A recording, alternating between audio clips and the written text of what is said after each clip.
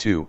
Site Directors Listserv, Research Directors Listserv, Mobile Task Force Captains Listserv, Area Subcommand Listserv, Department Heads Listserv. From, Verified Overseer Account. Re, SCP-001. Urgency, high. We need all attention on dealing with the current situation now. The first part is to put the rumors to rest and to get you all to focus on what we're doing next.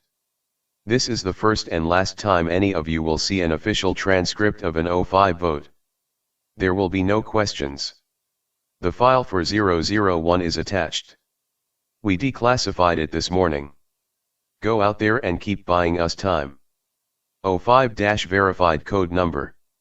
Record of decision, Overseer Council Action Number 16-47, Con 5. Motion as follows: proceed with Contingency Plan 2798-5, to distribute means of effective suicide to global population in order to spare all interested civilians from SCP-001. Yay, O5-3, O5-4, O5-7, O5-9, O5-10, O5-11. Nay, O5-2, O5-5, O5-8, O5-13. Abstain, O5-1, O5-6, O5-12. Result, motion fails.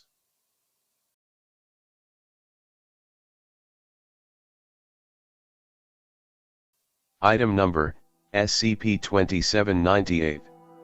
Object Class, Thou Meal. Special Containment Procedures. The site of the Zambezi Superdeep Borehole, designated as Site 2, is owned and operated by Energy Namur NV, a Belgian energy exploration firm and Foundation Front organization. All operations at Zambezi are to be disguised as natural gas extraction activities to potential observers and the government of Mozambique. While measurement and detection of SCP-2798 is not believed to be possible without proprietary Foundation technology, Site 2 staff are to monitor geological and seismological journals and institutions for any signs of possible SCP-2798 detection. Secondary effects of SCP-2798 on the environment and human health are anomalous and thus unlikely to be linked to Foundation activities. Therefore, information suppression resources are to be prioritized for containing direct observation of SCP-2798. Periodic monitoring of SCP-2798 is to be performed at least once every 3 months, with all data transmitted immediately upon collection to Overwatch Command. Description: SCP-2798 is an anomalous energy field generated by Earth since 1971. SCP-2798 is the result of a Foundation project, initiated in 1954 and completed in 1971, designed to contain SCP-001. SCP-2798 has been partially successful in ameliorating the effects of SCP-001, however, the intensity of SCP-2798 has been decreasing at a geometric rate since 2005, and is expected to fail entirely in the near future. See Addendum 2798-5. The primary effect of SCP-2798 has been to disrupt the influence of SCP-001 on Earth and its inhabitants. SCP-2798 has a number of secondary effects, many of which are profoundly harmful to significant numbers of people. These effects, however, have been determined to be less harmful in total than a failure of containment of SCP-001. SCP-2798 is believed to interfere with the effects of SCP-001 by causing it to perceive Earth as a singular, living entity. This perception is theorized to affect the intent of SCP-001 and reduce the focus of its actions. The scientific principles by which this is achieved are unknown at this time. Addendum 2798-1, Project Serapis History. After the discovery and classification of SCP-001 in 1953, approval for deployment of several SCP-classified anomalous objects was granted by the Overwatch Command Subcommittee for Emergency Containment. These objects were used in the course of Project Serapis, an initiative to contain SCP-001 by means of interfering with the entity's perception of Earth. Researchers determined that this could be best accomplished by generating an energy field encompassing the planet, designed to provide the appearance of a single, sentient being. SCP objects were employed as follows. SCP-158, approved for use in generating precursor chemicals for eventual refinement into compound Z21 violet. Initial approval given for production of 10,000 cubic meters of precursor, later increased to 250,000 cubic meters. SCP-1921, basis of design for equipment used in refinement of compound Z21 violet, utilizing principles of chemical reactions involving anomalous substances and alteration of cognitive functions over distance and area. SCP-447, amounts of refined SCP-447-2 used as catalyst during compound Z21 violet synthesis to exponentially enhance area of effect. SCP-310, material generated by anomaly employed as extreme heat retardant additive for compound Z21 violet, enabling substance to persist within the upper mantle on an indefinite basis.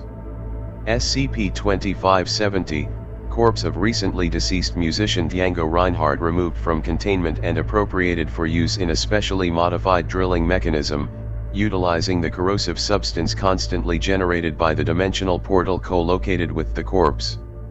Borehole reaching the Earth's upper mantle successfully completed by November 1953.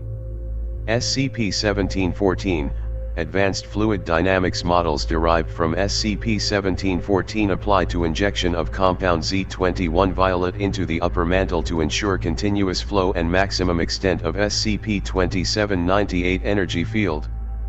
Precursor generated by SCP-158 was initially sourced from cattle stocks. In the course of development of compound Z21 violet, however, this source was found to result in insufficient generation of required energy levels during tests. Consequently, an agreement was reached with covered partners within the government of the United Kingdom to provide sources for precursor concurrent with the aftermath of several military engagements in British Kenya. Details of this agreement remain sealed. Approximately 1,400 cubic kilometers of compound Z21 violet was synthesized using anomalous methods. Using the completed Zambezi superdeep borehole off the coast of Mozambique, publicly only stated to reach a depth of 9,322 meters, all stocks of compound Z21 violet were pumped into Earth's upper mantle. Forces of mantle convection carried a steady stream of the compound throughout the planet, and SCP-2798 was declared operational by early 1954. Addendum 2798-2, Major secondary effects of SCP-2798. The presence of SCP-2798 surrounding Earth has led to many documented anomalous phenomena affecting human society. These effects are to be ameliorated to the maximum extent possible using Foundation resources. However, priority of resource allocation remains focused on research into possible means of extending the duration of SCP-2798. The following are the most prominent and observable secondary effects of SCP-2798. Transcendent identity disorder. This mental disorder was discovered by Foundation researchers in the early 1960s. Indistinguishable from scientifically understood dissociative identity disorder for medical professionals outside of the Foundation, transcendent identity disorder is a condition in which an individual periodically shares memories, experiences, thoughts, and sensory input generated by another individual, who remains unaware that the sufferer is affected. Incidence rates of this disorder have been proven to track with fluctuations in the intensity of SCP-2798, which is believed to cause the disorder in sensitive individuals due to its large-scale chemical and anomalous effects on the perception of self across multiple types of intelligent entity. Patients with transcendent identity disorder are treated by mainstream psychiatry in the same manner as those with non-anomalous dissociative identity disorder. The incidence rate, on average, is believed to be approximately 0.03% of the world population, with the majority of cases observed within 500 kilometers of the Zambezi superdeep borehole. No known treatment exists.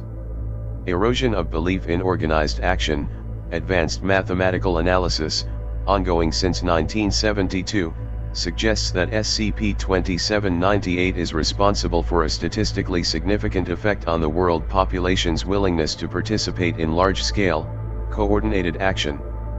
This effect is, thus far, only observable on the level of the nation-state model.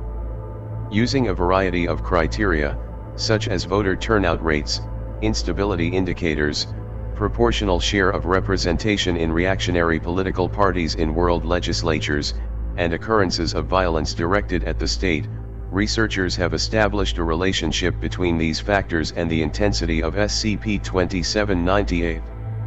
Temporary increases in the power of SCP-2798 are believed to have influenced the outcome of several parliamentary elections, resulting most notably in a projected 2-seat increase for the Golden Dawn Party in the Greek parliamentary elections of May 2012, and the success of a vote of no confidence against UK Prime Minister James Callaghan in 1979.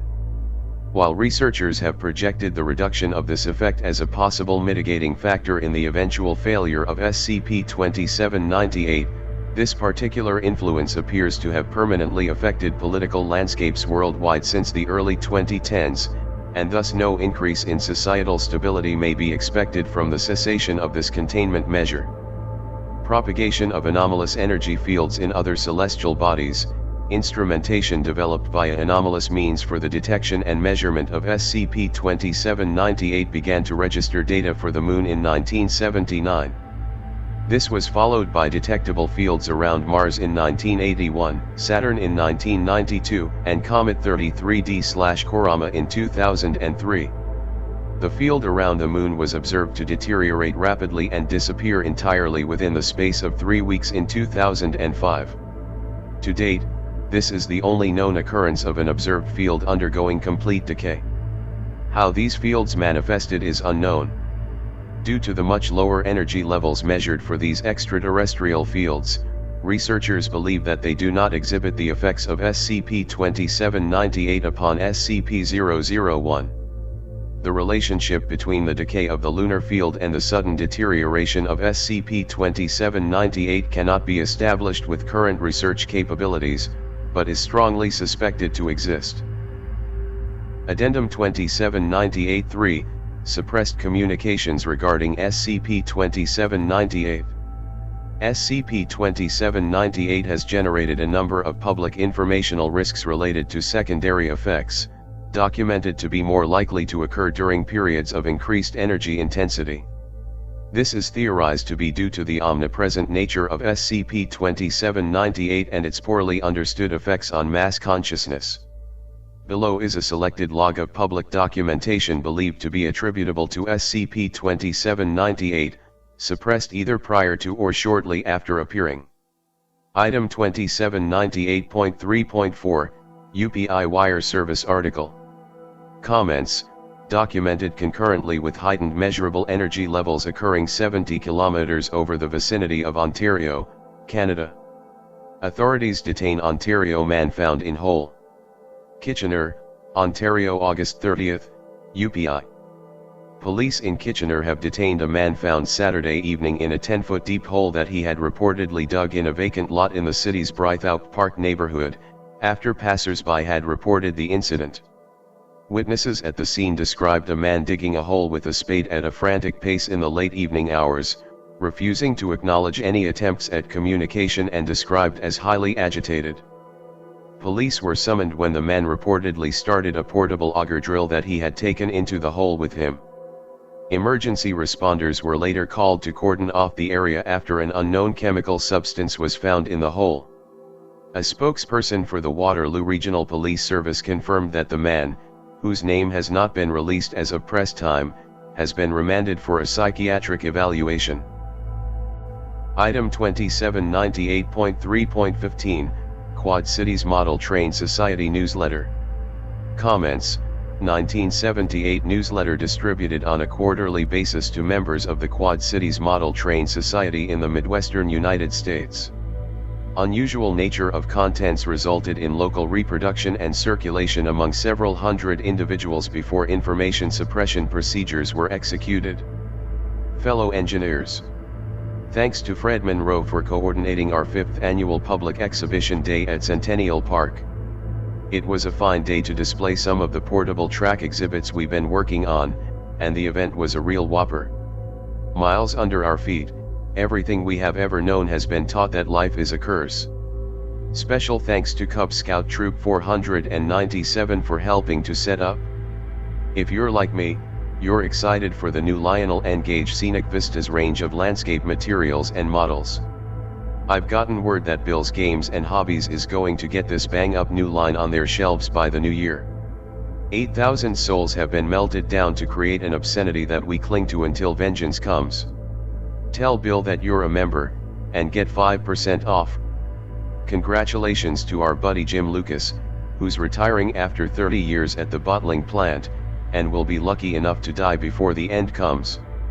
Best wishes to him and Cynthia on their new life in sunny Florida, and a reminder to go check out his neato Southern Pacific line in his rec room. Did you know a rotting corpse will attract living predators? Is it better to putrefy for 100 generations than to die screaming once?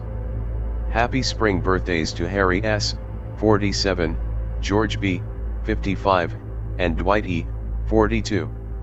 Item 2798.3.27, Anonymous Flyer Distribution, Karachi, Pakistan.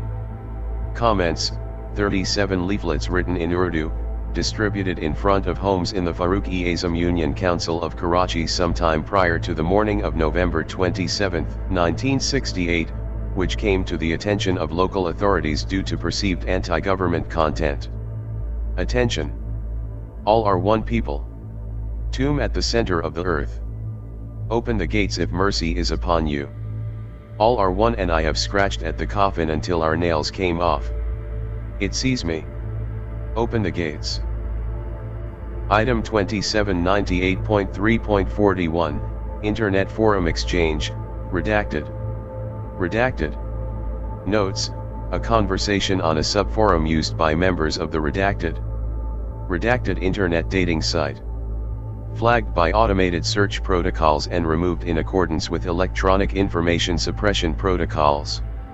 GIA 51513, age, sex, location. Redacted, 37, dude, redacted, hey are you? Local. GIA 51513, I was Kayanai. Redacted, LOL where's that? GIA 51513, I was Kayanai, they ripped me apart and buried me living. Buried living. And buried me living. I was beautiful and I'm everywhere now. Redacted, okay that's a little weird. GIA 51513, do you want to fuck me? Redacted. Redacted, hey WTF I didn't tell you my name. How do you know that? GIA 51513, it's okay I used to like doing that when I was. I'm everywhere now. Do you want to know what this is like? Redacted. It's like being held down and fucked by thousands of people at once. Redacted, why won't it let me close this? What the hell? GIA 51513, I scream with their voices. Now I was Akina, it's like being thousands of people at once too. Redacted. It doesn't stop. Redacted. Redacted. Redacted. Redacted, do want to know what Serapis is? Redacted, I'm pulling the plug on the computer now. Please leave me alone. Redacted has signed out, 2103. GIA 51513, dig a hole. Redacted, you can hear me scream with all voices. Redacted. Redacted, dig. Redacted, dig and this world will be yours. Sad face. GIA 51513 has signed out, 259. Addendum 27984, Post SCP-2798 Contingency Plans. Designation, Contingency 1. Summary, Mass evacuation of Earth to nearby planets. Disposition, Rejected 2-11. Technologically infeasible. Designation, Contingency 2. Summary, Negotiation with SCP-001. Disposition, Rejected 5-8. Unworkable. Designation, Contingency 3. Summary, Systematic Anomalous Weaponization Program. Disposition, December 11, 2015, approved 12-1. January 24, 2016, rejected 0-13. Impossible. Designation, Contingency 4. Summary, Project Serapis 2. Disposition, rejected 3-10. Escalated secondary effects intolerable. Designation, Contingency 5. Summary, worldwide distribution of potassium cyanide ampoules. Disposition, vote pending. Addendum 27985, projected cessation of SCP-2798. SCP-2798 is currently projected to cease activity in. SCP-2798 has ceased function. SCP-001 uncontained. Worldwide emergency protocols are now in effect.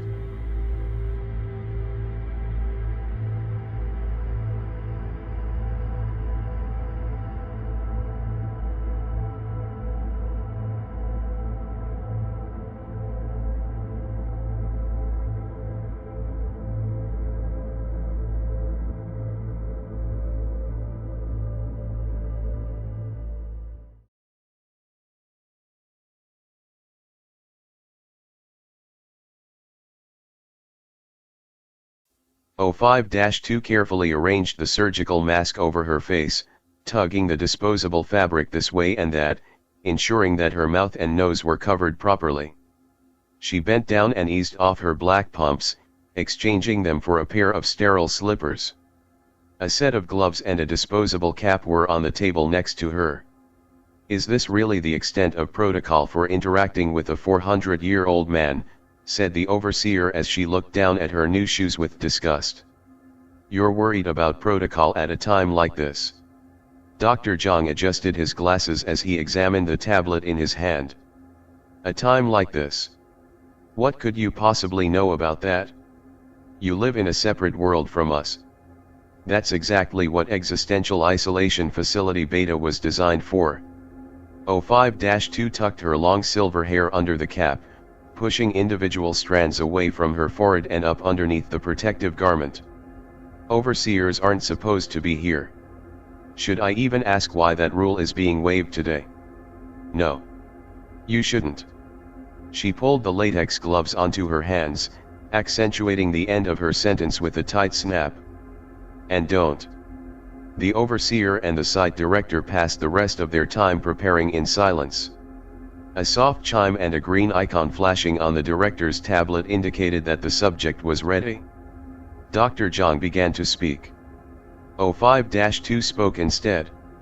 "No recording devices. No one else." O5-2 held her security pass up to the reader on the hermetically sealed door. Latches clicked open as her card was acknowledged, air rushing past them from the positive pressurized antechamber. She looked one last time at Dr. Zhang. "I was never here. Do you understand?" The site director nodded. O5-2 didn't bother to wait for acknowledgement as she proceeded into the main chamber. The second door sealed behind her automatically. Before her was a man in a hospital bed, at the center of a mass of tubes, wires, and specialized lifts designed to enable movement with the least possible effort. She only knew that this was a man because she had read the file. The person before her was a shriveled husk of cobweb-thin strands of hair and translucent, spotted skin. Machines registered respiration and heartbeat, assuring anyone who cared to listen that this was a living creature. She sat in the chair placed at the ancient man's side by the research staff. A speaker was wired to the bedside railing next to the man. "Goodbye, SCP-411. The wasted old man moved his lips, faint noises wheezing out of him, captured by the small microphone next to his mouth, held in place with surgical tape. Several seconds elapsed before a monotone voice emerged from the speaker, reconstructing and interpreting his barely perceptible words. "You are the first of the quiet times. Some peace and quiet, finally." O5-2 parsed the response. Not an answer to any questions she might ask. No causality issues yet. The monotone voice resumed. Suffering. Cruelty. The currency by which the world is purchased. Everything that you are is a reflection of this. You will remember the true nature of cruelty in time. She had to be careful now. This sounded like something. She went through the checklist of questions she had prepared, mentally forbidding herself from any desire to deviate from the script. She read aloud the question that she thought fit the answer best. What is the price that we will need to pay for this? She didn't like the stilted manner of this conversation. 05-2 watched a thin stream of spittle trickle out of the corner of 411's mouth as his lips moved. She waited for the transcription. Your kind did not just appear in my path. I recognize your faces. All of my life I have seen faces like yours. Not full of fear and desperation and hate like the faces of my recent years. But joy. The happiness of untroubled days, illumined by a different star. Your future is clear in my past. You have been, and you will continue to be, a different star. This was consistent with the data from the newest determinative set that had been examined. The nature of how it would occur was murky, as all data from SCP-003 were, but the possibility that escape from 001 was an option had been tantalizingly coming into focus for the past several weeks. There was a future after all. She started to speak the question to the answer. She was cut off by monotone, clipped laughter from the speaker. Something about it chilled her. She started again. 411, does humanity exist in your past? Her feelings of relief collided with the unnatural flow of the conversation. Her elation at being able to believe in another path forward was cut with something that felt like poison inside her. Nothing about this interaction felt right. Many items provided glimpses of the future. All of them distorted those events through the madman lenses of their creators, human and otherwise. The future was forbidden from the central planning process, but 05-2 felt the need to make an exception, given the vote that was before them tomorrow. The speaker crackled once more, breaking her thoughts. A barren rock. Home to terrors beyond imagining. It is well that life has fled. It is even better that life for others continues far away from this place. Well.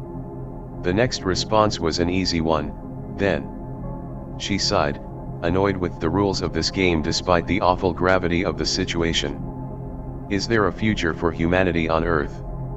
That was the last non-pleasantry she had been planning on asking of the decrepit humanoid. Precious little material, but apparently an extended conversation would kill someone of this advanced age. Then they'd all be truly screwed.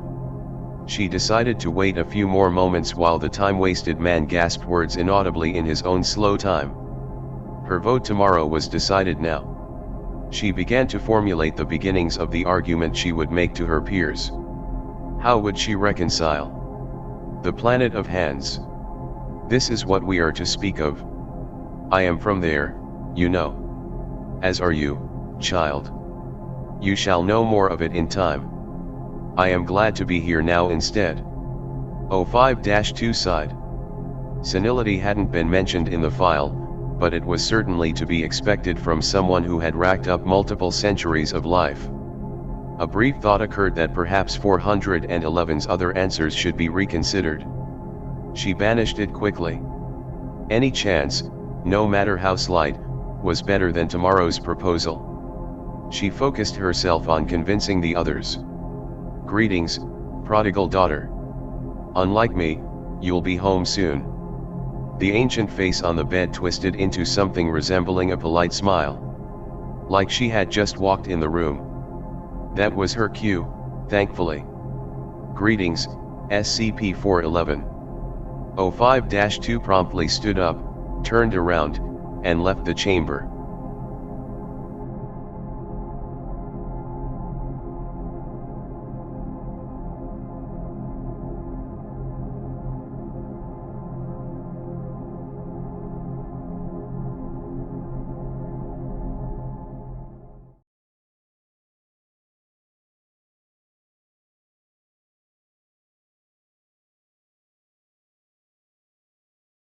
Item number, SCP-001. Object Class, Keter. Special Containment Procedures, from December 23, 1971 to November 2, 2016, SCP-001 was contained by the existence of SCP-2798. Based upon yesterday's cessation of SCP-2798, emergency containment measures are in effect until further notice. These measures include sustained containment efforts of anomalous phenomena by any means necessary, with priority given to those most likely to cause elevated loss of life and/or severe damage to human belief in rationality. Research into means of bringing about the sequence of events shown to be possible in the newly documented determinative set XZ. Isolation of any communication attempts, with Foundation staff or civilians, originating from SCP-001. Personnel are to monitor this file continuously for any future directives. Description: SCP-001 is a sapient entity or entities capable of initiating and exerting control over anomalous phenomena on Earth and in all regions of space observable thus far by modern scientific methods. SCP-001 is hostile, and is believed to be motivated by a desire to cause profound distress and suffering to humanity on a planetary scale. The methodology of SCP-001 in achieving this goal appears to include undermining large-scale human institutions and specifically eroding belief in a rational consensus reality. Anomalous activity has been documented by the Foundation since its inception in Redacted, and evidence exists of such activity dating back to the beginnings of recorded history.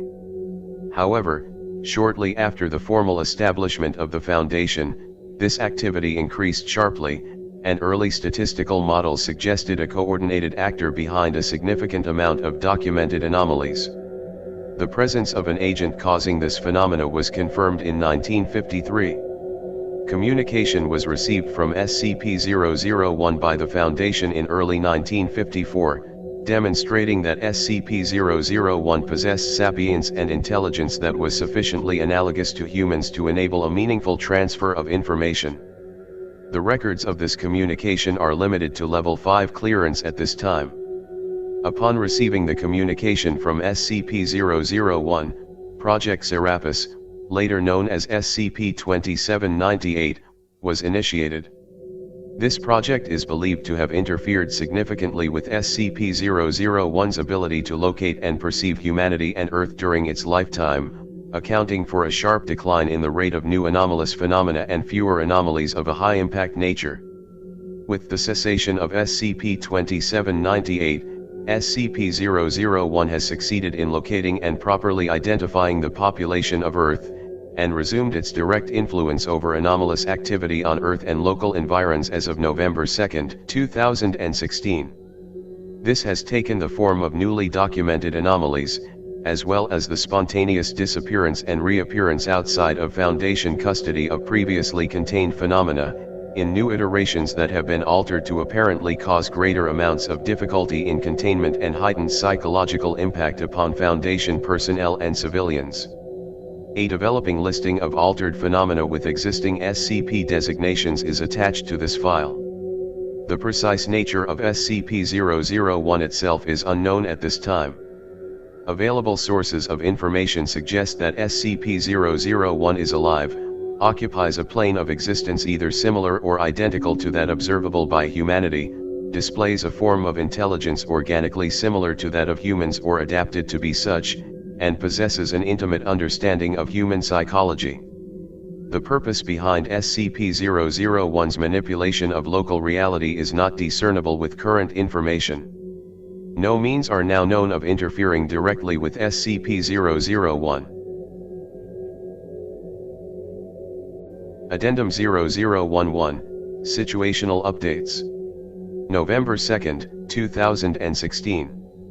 23 hours 14 minutes, 6 seconds GMT, a lot of databases are compromised. Apollo 62 hosts 001 and will probably be the last to go down in the event of a total collapse. Use this space to back up any bulletins you've been sending out. R. Armitage, Chief Information Officer. November 2, 2016. 23 hours, 55 minutes, 54 seconds GMT, the organism to which SCP-058 belongs is now in its holding area. Additional security personnel requested immediately. J. Epstein, Containment Supervisor, Armed Biocontainment Area 14. November 3, 2016. 1 hour, 37 minutes, 19 minutes GMT. Is anyone else able to contact Site-77? We need details ASAP. K. Novotelnov, Eastern Europe Charge d'Affaires, Department of External Affairs. November 3, 2016. 3 hours GMT, November 3, 2016. Force Readiness Report. Combat Capable Forces in Zone, 8 to 692 personnel, 19 units. This message is automatically generated. Do not respond. Foundation Milserv List. November 3, 2016. 5 hours, 35 minutes, 8 seconds GMT. Any IT folks who can see this, get those pictures of all the 439 instances down off Imager now. A. Singh, Emergent Phenomena Specialist, Site 45. November 3, 2016. 5 hours, 41 minutes, 48 seconds GMT. I am trapped in my office and I cannot access any other database. Send assistance to Area 7. Please hurry. F. Ramirez, Research Director, Armed Topographical Area 7. November 3, 2016. 5 hours, 49 minutes, 23 seconds GMT. System error message lost. A. Gladstone, North American Subdirector. November 3, 2016. 6 hours, 3 minutes, 17 seconds GMT. The entirety of the Ursa Minor constellation is no longer observable in the night sky.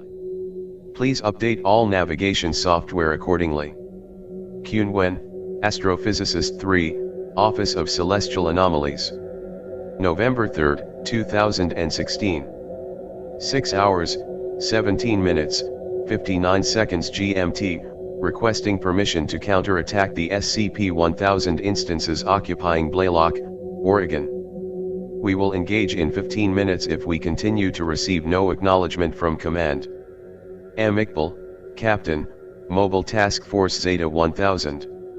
November 3, 2016. 6 hours, 22 minutes, 47 seconds GMT, F. Ramirez, Research Director, Armed Topographical Area 7. November 3, 2016. 7 hours, 5 minutes, 57 seconds GMT, Site 17 is lost. Evacuate all remaining personnel. Disregard all other communications saying otherwise. Do not send any more personnel within 100 miles. I am personally redirecting all remaining disinformation units on the continent to put a natural disaster narrative out ASAP. Verified Overseer Account. November 3, 2016. 7 hours, 19 minutes, 43 seconds GMT, 9 Nightingale 528. All staff are instructed to stop thinking about squids or octopi immediately. Staff overseeing cephalopod-like SCP objects are instructed to destroy them as soon as feasible. This message has been transmitted in a Grade B subconscious suggestibility modality cognitohazard. Staff recalling the entirety of this message are ordered to seek amnestic treatment immediately. Do not think about octopi or squids. AAAAPPENDAGERHHH 53893. E. Sanderson, Emergent Phenomena Specialist, Site 18. November 3, 2016. 7 hours, 28 minutes 18 seconds GMT, to all embedded assets within the Kingdom of Saudi Arabia. The code word is account. I repeat. The code word is account. You read that correctly. Identity redacted, level 5/SCP redacted clearance required. November 3, 2016. 7 hours, 41 minutes, 1 second GMT, do not abandon Site 17. I remind you that the punishment for desertion is summary execution. Verified Overseer Account. November 3, 2016. 8 hours, 2 minutes, 27 seconds GMT, distress signal received. Unable to respond. Sorry. T. Angstrom, Antarctic Regional Emergency Response Coordinator. November 3, 2016. 8 hours, 15 minutes, 0 seconds GMT, this is an automated message. The communications network for Site-23 is non-operational at this time. The likely cause is fire/explosion/other. You will be notified when the network is back in working order. Please do not respond. Foundation announcements serve. November 3, 2016. 8 hours, 31 minutes, 14 seconds GMT, please sign up by today for the Site-81 holiday potluck. No paper plates or cups please. F. Chow, Remote Site-81 Human Resources Director. November 3, 2016. 8 hours, 47 minutes, 33 seconds GMT, town of Blaylock is back under control. Massive casualties. Need medevac and a disinformation team ASAP. M. Iqbal, Captain, Mobile Task Force Zeta 1000. November 3, 2016. 8 hours, 55 minutes, 12 seconds GMT, Times of India website has been taken down. Checking to see if other news outlets need to be taken offline. Stand by. N. Chaudhry, Western Asia Subdirector. November 3, 2016. 9 hours 11 minutes, 49 seconds GMT, false alarm, no need for further action, everything is fine. F. Ramirez, Research Director, Armed Topographical Area 7. November 3, 2016. 9 hours, 24 minutes, 9 minutes GMT, we're activating the fail-safe now. Our people have done all they can. Keep on fighting, everyone. W. Hermansen, Security Director, Armed Site 12. November 3, 2016. 9 hours, 38 minutes, 22 seconds GMT, cancel the order for the replacement Suzuki GSX-R 1000 chain. Found one at the local motorcycle shop. Bike works fine. A. Rojas, Captain, Mobile Task Force Phi 9. November 3, 2016. 9 hours, 51 minutes, 2 seconds GMT, all personnel at Site-35 are instructed to stay away from maximum security Morgue 3A until containment specialists have finished constructing the barrier. H. Kazmir, Director, Site-35. November 3, 2016. 10 hours, 2 minutes, 57 seconds GMT, the site lockdown continues until we can find SCP-2996. We'll discuss who's responsible for yesterday's unauthorized transfer afterward. K. Actus, Director, Site-81. November 3, 2016. 10 hours, 14 minutes, 44 seconds GMT, I am in the secure control room with Captain Hughes' credentials and a lot of blood on my lab coat. I don't remember what the contents of the message I'm supposed to send are. If anyone knows, that would be good. Z. Hughes, Captain, Mobile Task Force Epsilon 7. November 3, 2016. 10 hours 17 minutes, 43 seconds GMT, the day will come when this earth will be substituted with a new earth, and also the heavens, and everyone will be brought before God, the One, the Supreme. Allah preserve us. M. Al-Hajmi, Interfaith Liaison, Armed Area 19. November 3, 2016. 10 hours, 30 minutes, 0 seconds GMT, November 3, 2016. Force Readiness Report Update. Combat Capable Forces in Zone 8 to 15. Personnel 0 units. This message is automatically generated, do not respond. Foundation Milserv List. November 3, 2016 10 hours, 53 minutes, 21 seconds GMT. Okay, you can let the news cruise back into Angkor. What now? Christ. W. Kozlowski, Senior Emergent Phenomena Specialist, Biosite 52. November 3, 2016 10 hours, 59 minutes, 57 seconds GMT. Apollo 62 is experiencing difficulties. We're limiting it to 001 critical activities now. Please use whatever backup systems are available to you. Watch yourselves out there. R. Armitage, Chief Information Officer. Addendum 0012, Post-Serapis Anomaly Documentation. Affected item, SCP-063. Pre-Serapis description, plastic toothbrush, labeled the world's best toothbrush, sick, capable of removing from existence all dead and inorganic matter that comes into contact with its bristles. Post-Serapis description, an unidentified humanoid, advertising itself as the world's best dentist, sick. Entity has been known to appear at low-cost dental service facilities, and is capable of generating a localized time anomaly, used to make the entity and its patient experience time at a much slower rate than the outside world. Prior to amnesticization, patients have reported experiencing dental procedures lasting in excess of 2 to 3 days during relative time periods of 10 to 15 minutes by outside observation. Affected subjects uniformly report healthy teeth and gums. Recontained? No. Affected item, SCP-087.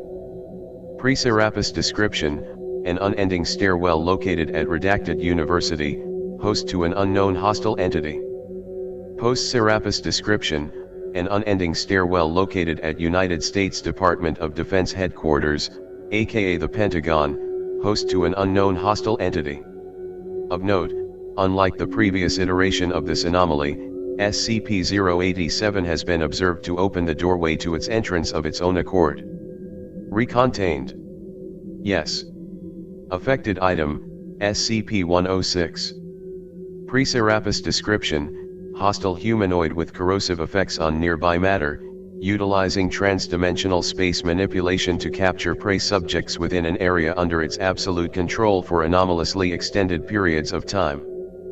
Post-Serapis description, as before, with the exception that SCP-106 displays greater intelligence, to the point of speaking with research staff and utilizing its dimensional manipulation properties for more effective escape attempts. Recontained? No. Affected item, SCP-167.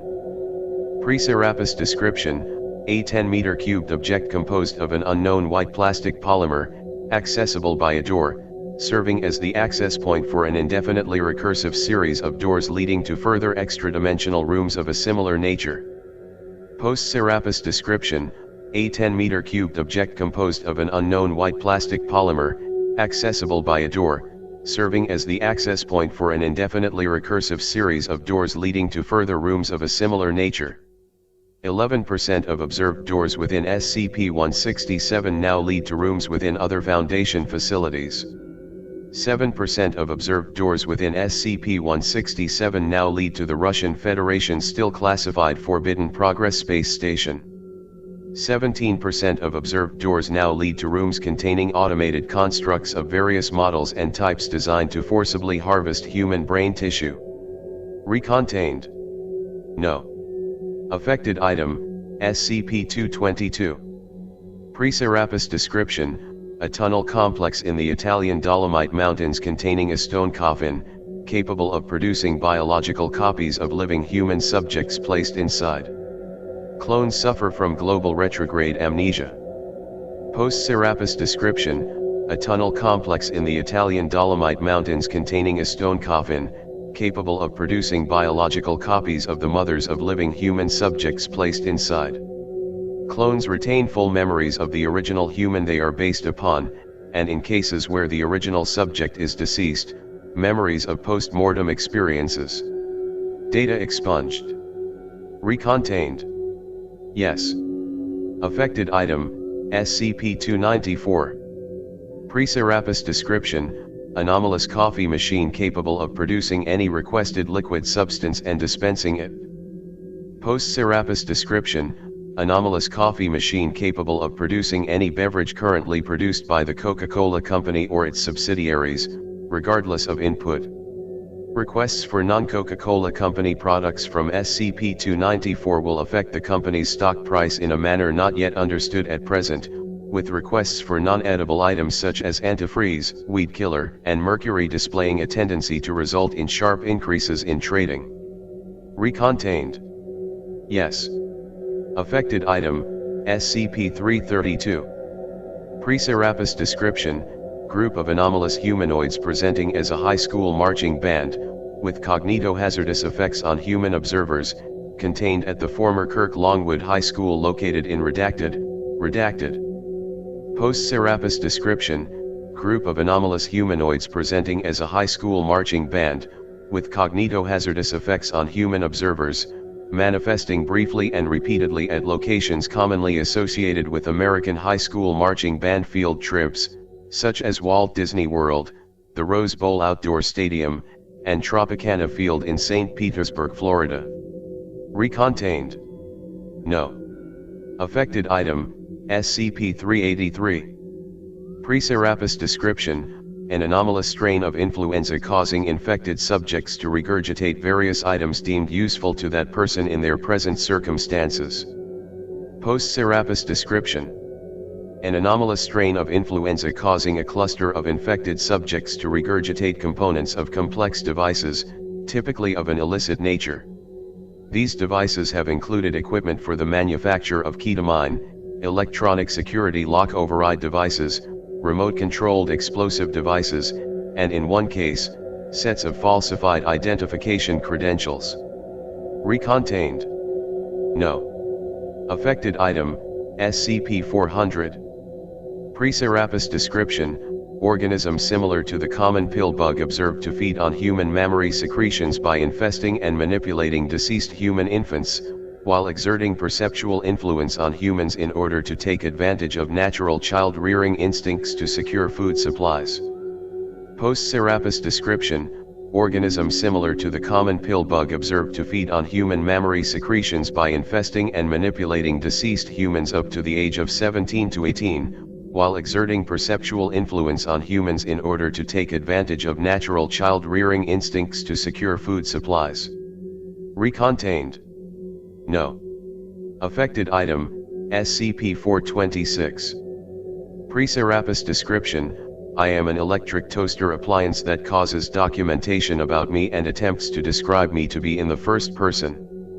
I cause subjects exposed to me for extended periods to identify themselves as a toaster and attempt to mimic my functions as such. Post-Serapis description, you are a toaster. Recontained. No. Affected item, SCP-565. Pre-Serapis description, an ambulatory human head, mimicking the behavior of Carpilius convexus, coral crab.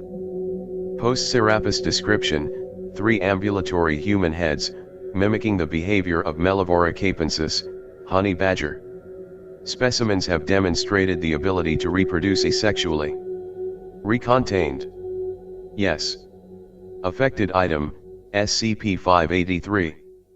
Pre-Serapis description, anomalous video recording of an unknown performance of Sesame Street Live that causes viewers to perceive all fictional characters in any narrative they read, listen to, or see, to die by asphyxiation. Post-Serapis description, anomalous video recording of an unknown performance of Sesame Street Live that causes viewers to perceive all fictional characters in any narrative they read, listen to, or see, to die by asphyxiation after relating a short mini-narrative of the next 5 minutes that will be experienced by the viewer. Item reclassified to Keter. Recontained. Yes. Affected item, SCP-662. Pre-Serapis description, a silver handbell that, when rung, summons a humanoid presenting as an English butler, anomalously capable of completing almost any assigned task. Post-Serapis description, a silver handbell that, when rung, transports the person ringing it to an apparently random, Unknown location. In almost all instances, the subject will be requested to perform a seemingly impossible task, and will then be anomalously compelled to complete it, regardless of any normally debilitating distress or injury that may be encountered in the course of completing it. Recontained. Yes. Affected item, SCP-686. Pre-Serapis description, a fluid resembling high-grade dairy milk, causing humans that ingest it to begin lactating at ever-increasing rates, growing mammary tissue and additional nipple structures to accommodate new and/or increased milk production capabilities. Post-Serapis description, a fluid resembling Thumbs Up brand cola, found in the field being manufactured at a beverage production plant in Hyderabad, India, causing humans that ingest it to begin urinating a fluid with the same properties at ever-increasing rates. Recontained. No. Affected item, SCP-001. Pre-Serapis description, a play known as the Hanged King's Tragedy, a mimetic phenomenon taking the form of a stage production that results in anomalous manifestations of unknown entities during performances, and among other effects, causing thespians and audience members to engage in acts of violence. Post-Serapis description, a television drama known as The Hanged King, premiering in American media markets through the HBO Premium cable network on November 3, 2016 with no advance notification or advertising. The first episode, entitled Hands of the King, appears to encompass Act 1 of the play. The parts of Gonzalo, Isabella, Francisco, and Antonio are played by actors Javier Bardem, Ingrid Bolsobertal, Alejandro Jodorowsky, and Beat Takeshi, respectively. Aside from the show's provenance, which was done without apparent knowledge or documented participation by any of the cast, crew, or executives who appear on film or listed in credits, no anomalous phenomena have yet been observed in connection with this program. On November 4, 2016, an information breach occurred when the New York Times reported that The Hanged King had been renewed for 5 seasons by HBO. Recontained. No. Affected item, SCP-795. Pre-Serapis description, a black long-haired domestic cat capable of changing the physical form of entities within 30 meters of it and influencing thought processes of humans within effective range. SCP-795 uses these abilities to satisfy basic needs and desires consistent with that of a typical domestic cat. SCP-795 is capable of transferring these abilities to other cats on a temporary basis. Post-Serapis description, a black long-haired domestic cat capable of changing the physical form of entities within 30 meters of it and influencing thought processes of humans within effective range. SCP-795 uses these abilities to satisfy basic needs and desires consistent with that of a wasp of the Pompilidae taxonomic family, commonly referred to as tarantula hawks. SCP-795 is capable of transferring these abilities to other cats on a permanent basis. Recontained. No. Affected item, SCP-852. Pre-Serapis description, an anachronistic steel and brass ship capable of space travel, as well as its mummified pilot, found on the lunar surface. Pilot killed by unknown assailants on the lunar surface.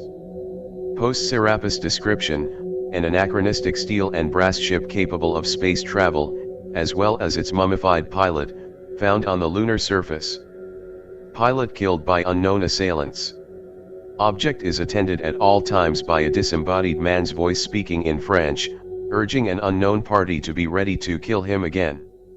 Voice does not respond to questioning or acknowledge any known events. Recontained. Yes. Affected item, SCP-860. Pre-Serapis description, a blue key capable of fitting in any door lock, causing the user to pass through an extra-dimensional space resembling a small forest clearing between the room they are leaving and the room they are entering. Post-Serapis description, a construction firm known as Blue Key Partners, operating primarily in London, specializing in excavation projects and restoration of historical buildings. Structures constructed by Blue Key Partners all contain multiple rooms that, upon entry, cause persons and items to be transported to an unknown locations. 3 persons have been documented entering these rooms, none have returned as of this time. Recontained. No. Affected item, SCP-956. Pre-Serapis description, an animate piñata causing children in its presence to become immobilized while internal organs are transmuted into packaged food products resembling common forms of candy.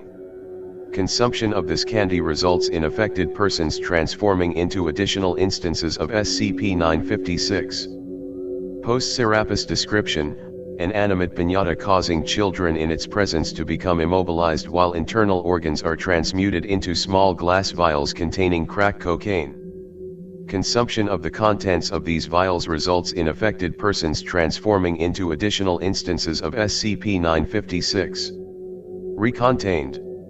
No. Affected item, SCP-993. Pre-Serapis description, anomalous television program styled as a children's show featuring Bobble the Clown, viewable only by children under the age of 10, featuring the titular character advocating and engaging in acts of violence and depravity. Post-Serapis description, anomalous television program styled as a cable news program featuring Bobble the Clown, viewable only by adults over the age of 18, featuring the titular character urging prominent political figures to commit acts of violence and depravity, who are uniformly seen to agree with statements made by the character. Guests have included United Kingdom Foreign Secretary Boris Johnson, Philippine President Rodrigo Duterte, Canadian Prime Minister Justin Trudeau and National People's Congress of China Chairman Zhang Dejiang. Researchers have been unable to verify if guests on the show are aware of their appearance on it at this time. Recontained. Yes. Affected item, SCP-1004. Pre-Serapis description, computer program enabling users to access images and videos of any conceivable pornographic act, resulting in changes to exposed persons' sexual preferences to extreme and violent acts and imagery. Post-Serapis description, computer program enabling users to access images and videos of any conceivable pornographic act involving redacted, a 67-year-old retired programmer living in Great Falls, Montana. SCP-1004 results in changes to exposed persons' sexual preferences to extreme and violent acts perpetrated against redacted. Recontained. Yes. Affected item, SCP-1029. Pre-Serapis description, a JPEG image file depicting a stalk of purple flowers of the species Hyacinthus orientalis, capable of releasing a floral fragrance if the surface of the screen displaying the image is gently rubbed by a human subject. Post-Serapis description, a series of JPEG image files depicting multiple human faces, corresponding to 5 known living persons, 2 deceased persons, and 13 unknown persons. A living human subject rubbing the screen displaying these images causes depicted persons to experience analogous tactile sensations. Recontained. Yes. Affected item, SCP-1165. Pre-Serapis description, a randomly accessible, uninhabited extra-dimensional urban space with no observable boundaries. Post-Serapis description, a randomly accessible, extra-dimensional urban space with no observable boundaries, populated by automated constructs of various models and types designed to forcibly harvest human brain tissue. Initial drone explorations provisionally estimate the population of these constructs at 11.8 billion. Recontained. No. Affected item, SCP-1173. Pre-Serapis description, an antimemetic phenomenon associated with the Islamic Republic of Eastern Samothrace, erasing awareness of the nation from the memory and perception of infected individuals. Post-Serapis description, a memetic phenomenon associated with the city of Khmer Icon in the Islamic Republic of Eastern Samothrace, causing all infected individuals to be aware of the city's location, landmarks, major thoroughfares, and notable residents, including the entirety of the surviving former members of the Foundation Near Eastern Affairs Unit, now designated GOI 3394, with perfect recall. Recontained. Pending completion of Operation Haven. Affected item, SCP-1230. Pre-Serapis description, an unlabeled, green hardcover book, capable of causing human subjects who read it to experience detailed, perfectly recalled dreams resembling fantasy narratives, guided by an anomalous entity known as the Bookkeeper. Post-Serapis description, an apparent 2nd century CE manuscript titled The Infancy Gospel of Polyxena, capable of causing human subjects who read it to experience detailed hallucinations in which they are present alongside a child possessed of miraculous abilities, believed to be a depiction of Jesus of Nazareth. All affected subjects commence their hallucinations in a location described by a disembodied female voice as the last catacombs. Choices made by affected subjects within the context of their hallucinations affect subsequent visions substantially. Recontained. Yes. Affected item, SCP-1247. Pre-Serapis description, a human male with an anomalous condition causing him to perceive all animals, animal parts, and animal matter as American actor Shia LaBeouf. Post-Serapis description, an anomalous condition affecting American actor Shia LaBeouf, causing him to perceive all animals, animal parts, and animal matter as Shia LaBeouf. This anomaly has caused increasingly erratic behavior in Mr. LaBeouf, and will likely require a high-profile containment effort. Recontained. No. Affected item, SCP-1322. Pre-Serapis description, a stable space-time anomaly, presently hypothesized to be an interdimensional aperture to a parallel universe. Occupants of this apparent universe, after a series of interactions with Foundation personnel, are currently attempting to destroy life on Earth. Post-Serapis description, a stable space-time anomaly, presently hypothesized to be an interdimensional aperture to a parallel universe. Occupants of this apparent universe have closed their side of the aperture, and installed several redundant, automated systems apparently designed to prevent reopening of the aperture. Recontained. Yes. Affected item, SCP-1328. Pre-Serapis description, phenomenon affecting a small portion of the American state of Tennessee in which individuals become convinced that the territory belongs to a nation that is not the United States. Post-Serapis description, phenomenon affecting a small portion of the American state of Tennessee in which individuals become convinced that the territory belongs to the Russian Federation. Recontained. No. Affected item, SCP-1440. Pre-Serapis description, anomalous humanoid that unwillingly causes widespread death and destruction to befall any human populations that it encounters. Post-Serapis description, anomalous humanoid that unwillingly causes widespread good fortune and beneficial events to occur to any human population within 300 kilometers of his presence. Recontained. No. Affected item, SCP-1474. Pre-Serapis description, an art installation known as In Solidarity with Shiu Lideo, Great Sage, Equal of Heaven, capable of dispersing an aerosolized polymer compound that immobilizes everything in close proximity in response to efforts to contain or isolate it.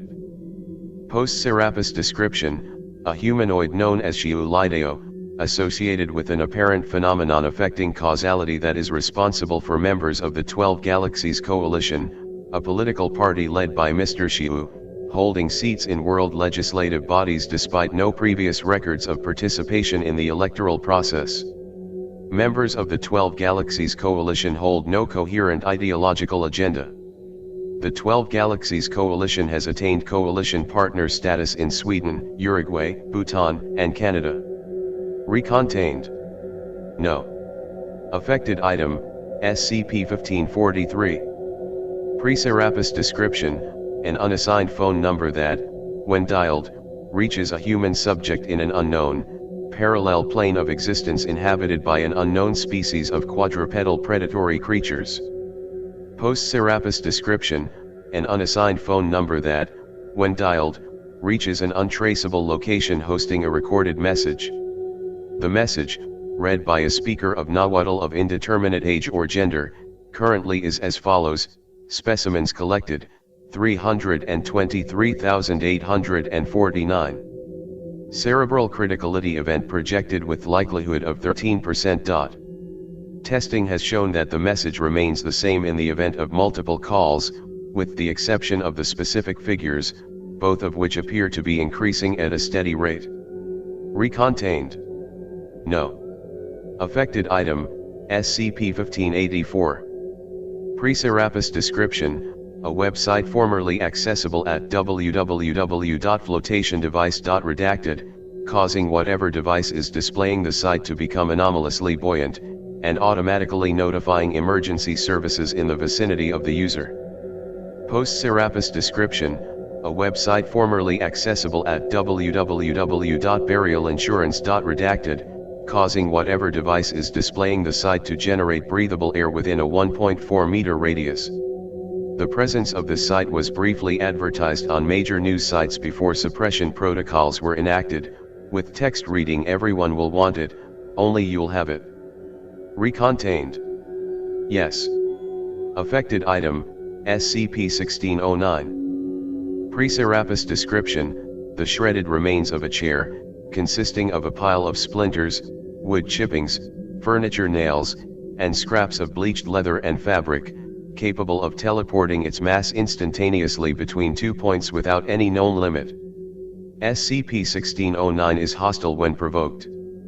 Post-Serapis description, the shredded remains of Gerhard T. Kuhn, former chairman of the board of Mecklenburg Nuclear Energy GmbH, consisting of a pile of bone splinters, pieces of connective tissue, chunks of muscle and organ tissue, and scraps of skin, capable of teleporting its mass instantaneously between 2 points without any known limit.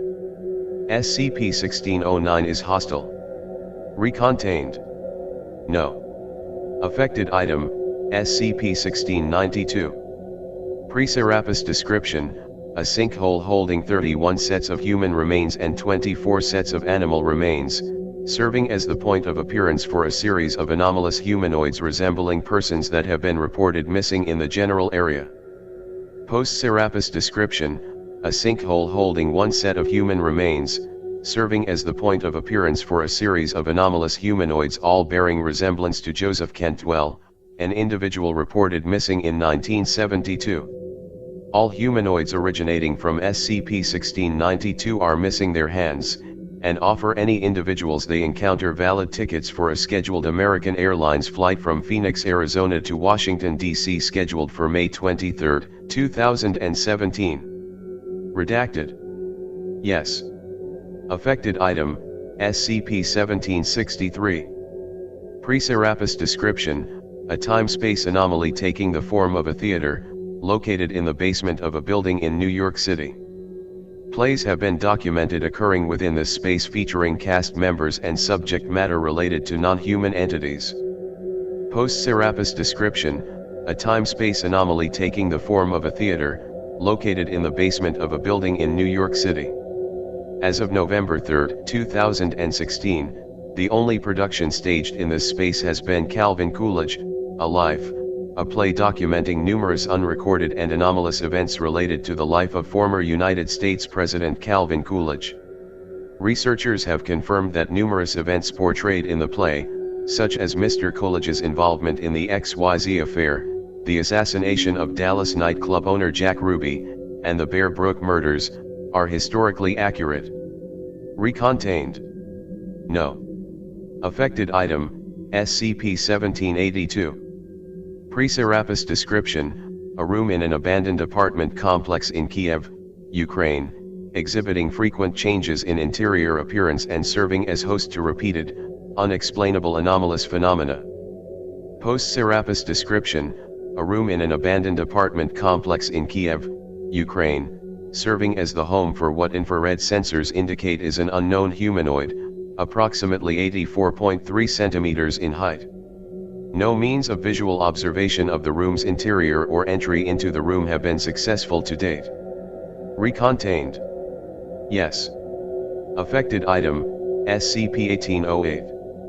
Pre-Serapis description, 6 yellow plastic wristwatches decorated with green polka dots and images of SpongeBob SquarePants, causing bones in the fingers and toes of human wearers to spontaneously grow 6 centimeters every quarter hour.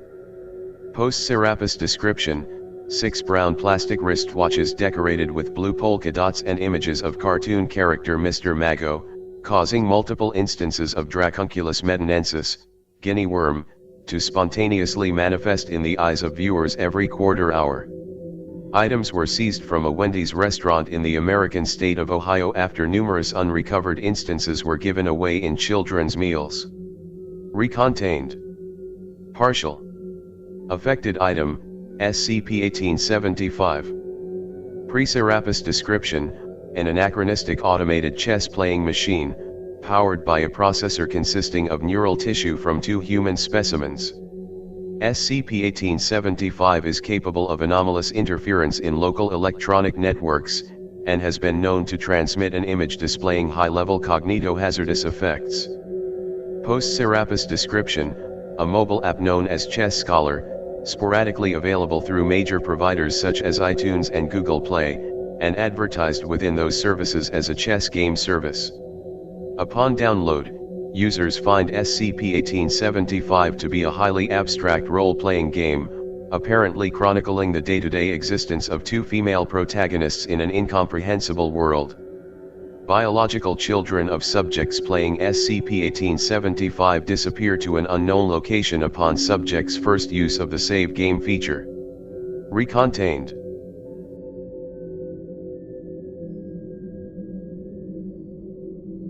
Affected item, SCP-1925. Pre-Serapis description, a series of human corpses spontaneously appearing along a 2-kilometer stretch of the Hudson River in the northeastern United States, bearing laser-inscribed messages to Caroline, an unknown figure. Post-Serapis description, a series of human corpses spontaneously appearing along a 10-kilometer stretch of the Hudson River in the northeastern United States, bearing laser-inscribed text encompassing documents such as reminder notes, crude doodle drawings, and shopping lists. Recontained. Yes. Affected item, SCP-1981. Pre-Serapis description, a standard Betamax tape labeled Ronald Reagan cut up while talking, depicting a speech by American President Ronald Reagan. Content changes by anomalous means upon repeated viewings. Post-Serapis description, a series of recordings uploaded continuously to video sharing website Dailymotion, depicting a skinless humanoid addressing the 2013 meeting of the World Economic Forum in Davos, Switzerland. Voice recognition software and biometric data report the identity of the humanoid, with a 98.3% level of certainty, to be former American President Ronald Reagan. The content of each speech consists of technical specifications for as yet unknown technological devices. Recontained. No. Affected item, SCP-2006. Pre-Serapis description, an anomalous spherical entity roughly 50 centimeters in diameter when in its default state, with a stated goal of causing feelings of fear and/or horror in as many humans as possible. To accomplish this purpose, SCP-2006 possesses the ability to change its shape, mass, volume, density, chemical structure, and voice to any form that it desires. Post-Serapis description, an anomalous spherical entity roughly 50 centimeters in diameter when in its default state, with a stated goal of causing feelings of happiness and/or contentment in as many humans as possible. To accomplish this purpose, SCP-2006 has permanently altered its form to that of SCP-999. During a containment breach on November 3, 2016, SCP-2006 fully engulfed 18 personnel and refused to release them, even after signs of suffocation were apparent, stating that this is the closest anyone will be to achieving happiness. Personnel are considered KIA at this time. Recontained. Yes. Affected item, SCP-2098. Pre-Serapis description, a mimetically transmitted holiday involving some form of the term Saint Simon, overriding the memories and personality of affected human subjects. Post-Serapis description, a mimetically transmitted holiday originating from a population of people reading a physical proclamation from the Vatican of a new feast day in honor of Saint Simon of Gilead, overriding all memories in affected subjects related to the celebration of Easter. Recontained. Yes.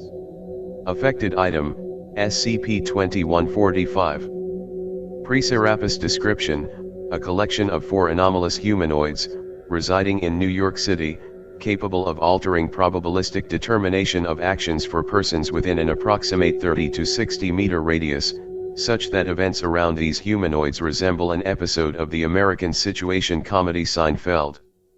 Post-Serapis description, a collection of 18 anomalous humanoids, residing in Beijing, capable of altering probabilistic determination of actions for persons within an approximate 30 to 60 meter radius, such that events around these humanoids resemble an episode of the Burundian horror anthology series Rats in the Walls. Recontained.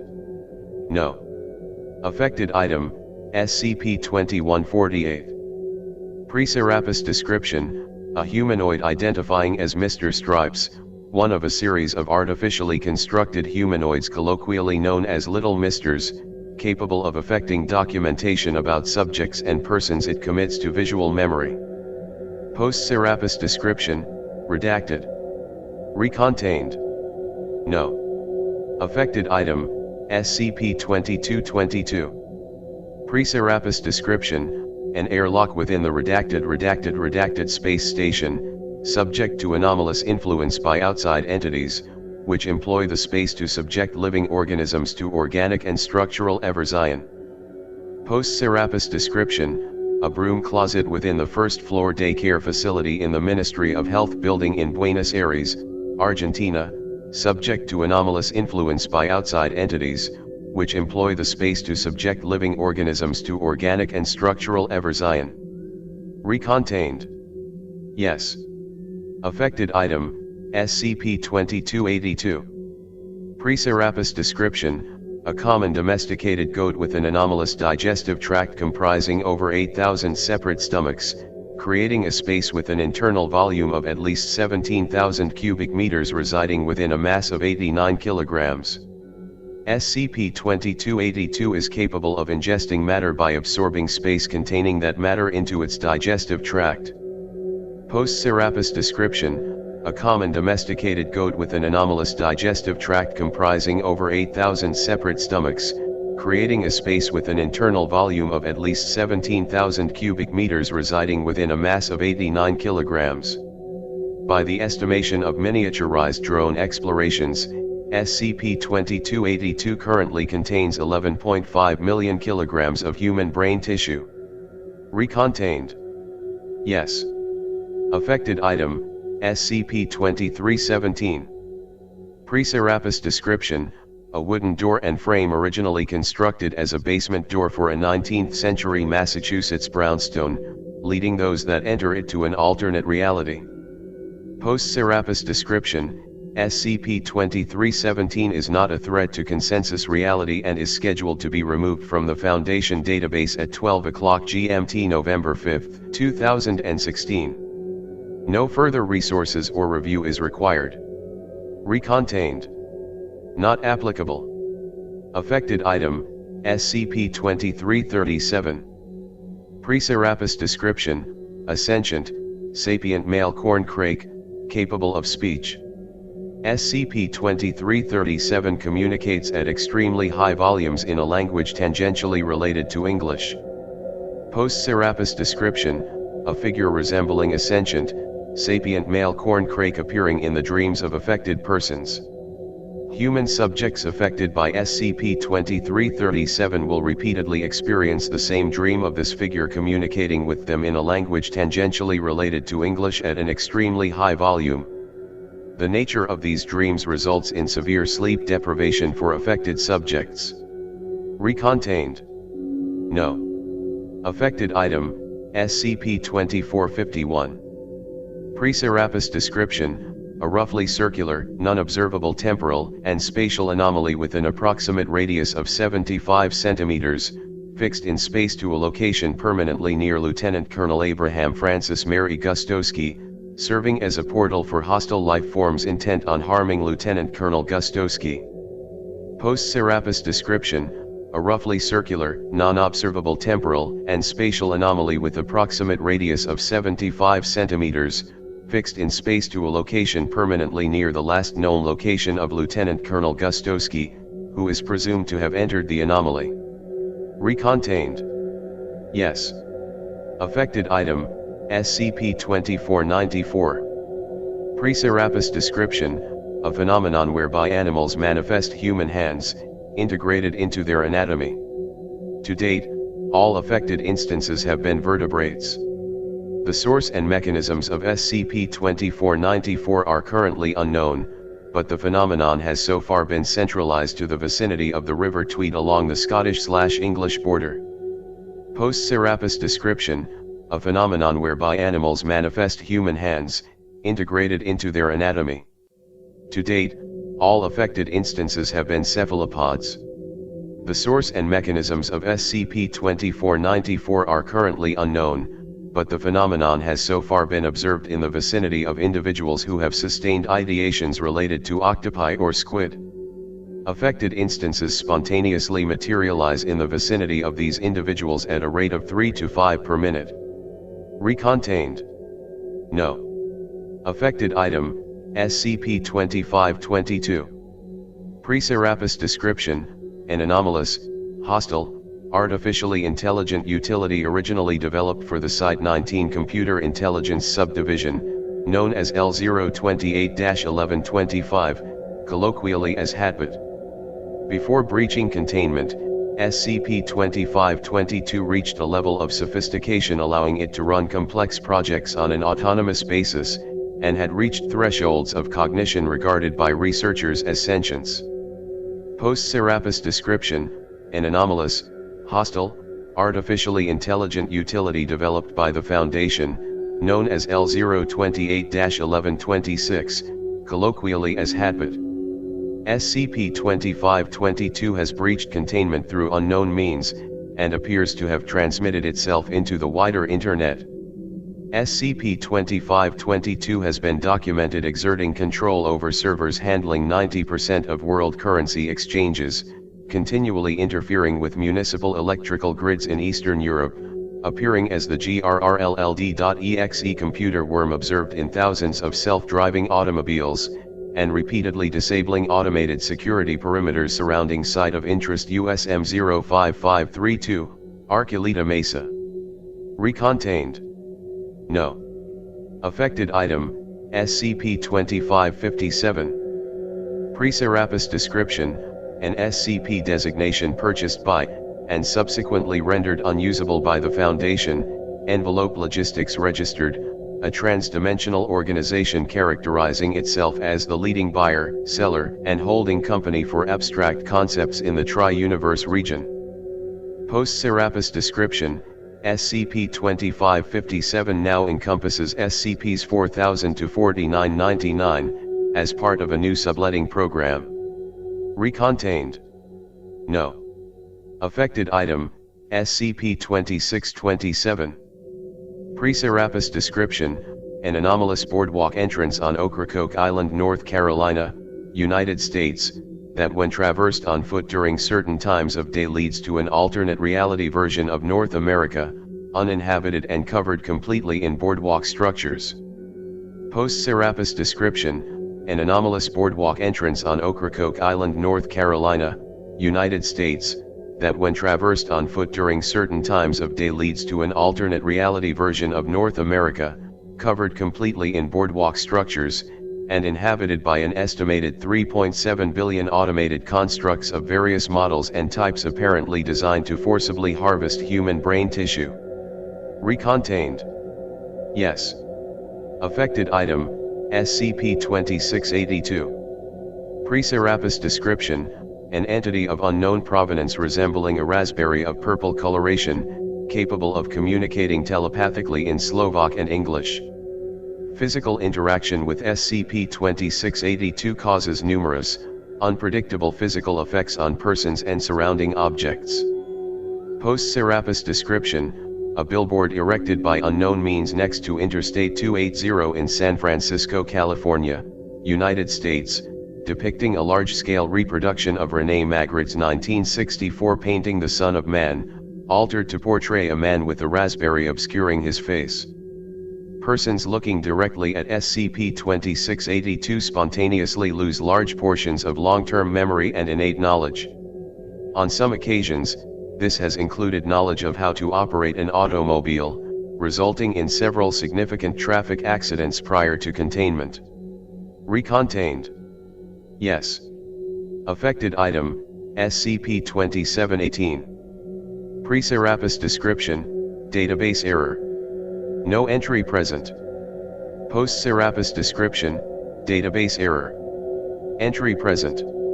Recontained. No. Affected item, SCP-2762. Pre-Serapis description, a carved stone on the surface of the moon, designed to cause stone snake constructs to attack the current President of the United States during every full moon at solar midnight. Post-Serapis description, a carved stone on the surface of the moon, designed to enable the current President of the United States to summon and control large stone constructs during every full moon, commencing at solar midnight. Recontained. No. Affected item, SCP-2800. Pre-Serapis description, an anomalous male humanoid capable of photosynthesis, advanced efficiency in bodily processing of water, elevated tolerance of heat, growing spikes on its body at will, and empathic connections with other members of the Cactaceae family. Post-Serapis description, a grouping of an anomalous male humanoid, and female canid, all capable of photosynthesis, advanced efficiency in bodily processing of water, elevated tolerance of heat, growing spikes on their bodies at will, and empathic connections with other members of the Cactaceae family. Recontained. No. Affected item, SCP-2845. Pre-Serapis description, a large, cervine, quadraped entity, capable of instantaneous transmutation and reconstruction of matter at will. SCP-2845 has demonstrated a tendency to modify humans within its range of sight into hexagonal columns measuring 2.4 meters in height, with rubbery yellow-green skin, filled with reconstituted brain tissue and capable of communication with SCP-2845. The nature of SCP-2845 has necessitated extensive and regular ritualistic practices. Post-Serapis description, all contact with Site-100 and its personnel has been lost. No means of travel to or observation of Site-100 are currently possible. Status of SCP-2845 is currently unknown. Recontained. No. Affected item, SCP-2949. Pre-Serapis description, a phenomenon affecting 3% of all analog television sets, in which entities resembling felid life forms, apparently composed of a substance resembling television static, leave television screens and seek out reflective surfaces, into which they disappear to places unknown. Post-Serapis description, a phenomenon affecting 17% of all plasma display televisions, in which entities resembling simisid life forms, apparently composed of a substance resembling television static, leave television screens and seek out nearby bedding materials. Entities generated by SCP-2949 behave in a manner consistent with other simisid life forms. Recontained. No. Affected item, SCP-2991. Pre-Serapis description, a striped multicolored scarf of variable length, possessing a limited degree of sapience and the ability to communicate in simple terms to researchers. Post-Serapis description, a woven mass of human nerve tissue apparently tattooed to resemble a striped multicolored scarf, possessing a limited degree of sapience, and the ability to communicate in great detail to researchers. Recontained. Yes.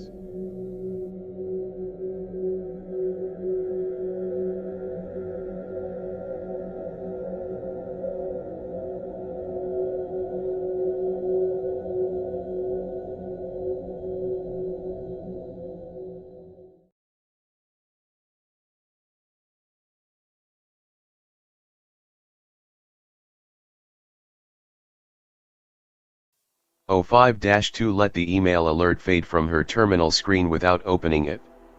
She already knew that the Foundation had suffered more casualties in the past 24 hours than all of the last 5 years put together. The only thing reading the details would accomplish would be the sapping of her resolve. The path forward was clear. Ensuring a future was worth any price. She wished she could tell each field commander personally, "We're certain about this, just hold the line." Then again, desperation was on her side. People had a remarkable tenacity in the face of death. Nobody needed to remind anyone of what the consequences of failure were. The large video monitor on the wall beside her chimed with an incoming video conference notification. 05-3. She buried her face in her hands. Did she not get her fill of vitriol during the council vote? Knowing 05-3, it was quite likely. She sat up. Internecine warfare was one of the few ways the council had to amuse itself in this world. Even now, those habits died hard. Maybe especially now. She motioned at the screen, and 053's dark, lined face was on her wall. Votes over, 3. You lost. Does that still make you mad? The woman on the screen sighed. What I am is scared, too. It had not yet been a full 2 days since SCP-2798 had gone down, and the toll had been horrific. There was no way that current operations were sustainable for more than a week. Fear was probably the only reasonable response. Telling someone else that you're frightened isn't very therapeutic in our line of work. 3. Fear is contagious. Can I do something for you? 05-3 leaned a little closer to the monitor. You blocked the vote. You cut off our exit. Oh, bullshit, there were plenty of us with doubts. But none with the certainty of yours. 5 and 13 were never going to vote for it anyway, but 6 and 12 would have. I talked to them before. I know that you talked them out of it. That's still not enough. 1 was the difference, and even you can't tell me that I can make 1 bend to anything. 05-3 sighed again. Look. That doesn't matter, I guess. It's done, and that's that. But you owe me something, too. Do I? 05-2 moved closer herself now. I owe you something for not letting you kill everyone? You're beyond absurd. I'm done with this now. Wait. Please. I need to know. 05-3 paused a moment while she forced out the question. I need to know what you know. I need you to tell me why we didn't just make the worst mistake in the history of the world. The real reason, too. 052's hand hovered over the red button to end the call. She pulled it back. I went to the precog items. I peeked. The revelation washed over 053's hard features, her determined upper lip and furrowed brow softening as her face betrayed shock. It was the first time 05-2 had seen her face like that. You didn't. That can't possibly be dash. Is it really that hard to believe? With the gun in your own mouth, you're not the least bit curious about how things might turn out if you don't pull the trigger? Yes, I'm aware of the prohibitions. Who cares about that now? Are you going to report me? Requisition a detail to come and detain me in the middle of all of this. 05-3 sat in silence. There was no arguing the point. So what did you see? You know what it's like, 3. Being old. Ideally, you learn to not delude yourself with false hope. Resign yourself. You remember the old 11? His obsession with uploading his consciousness, like he could cheat death?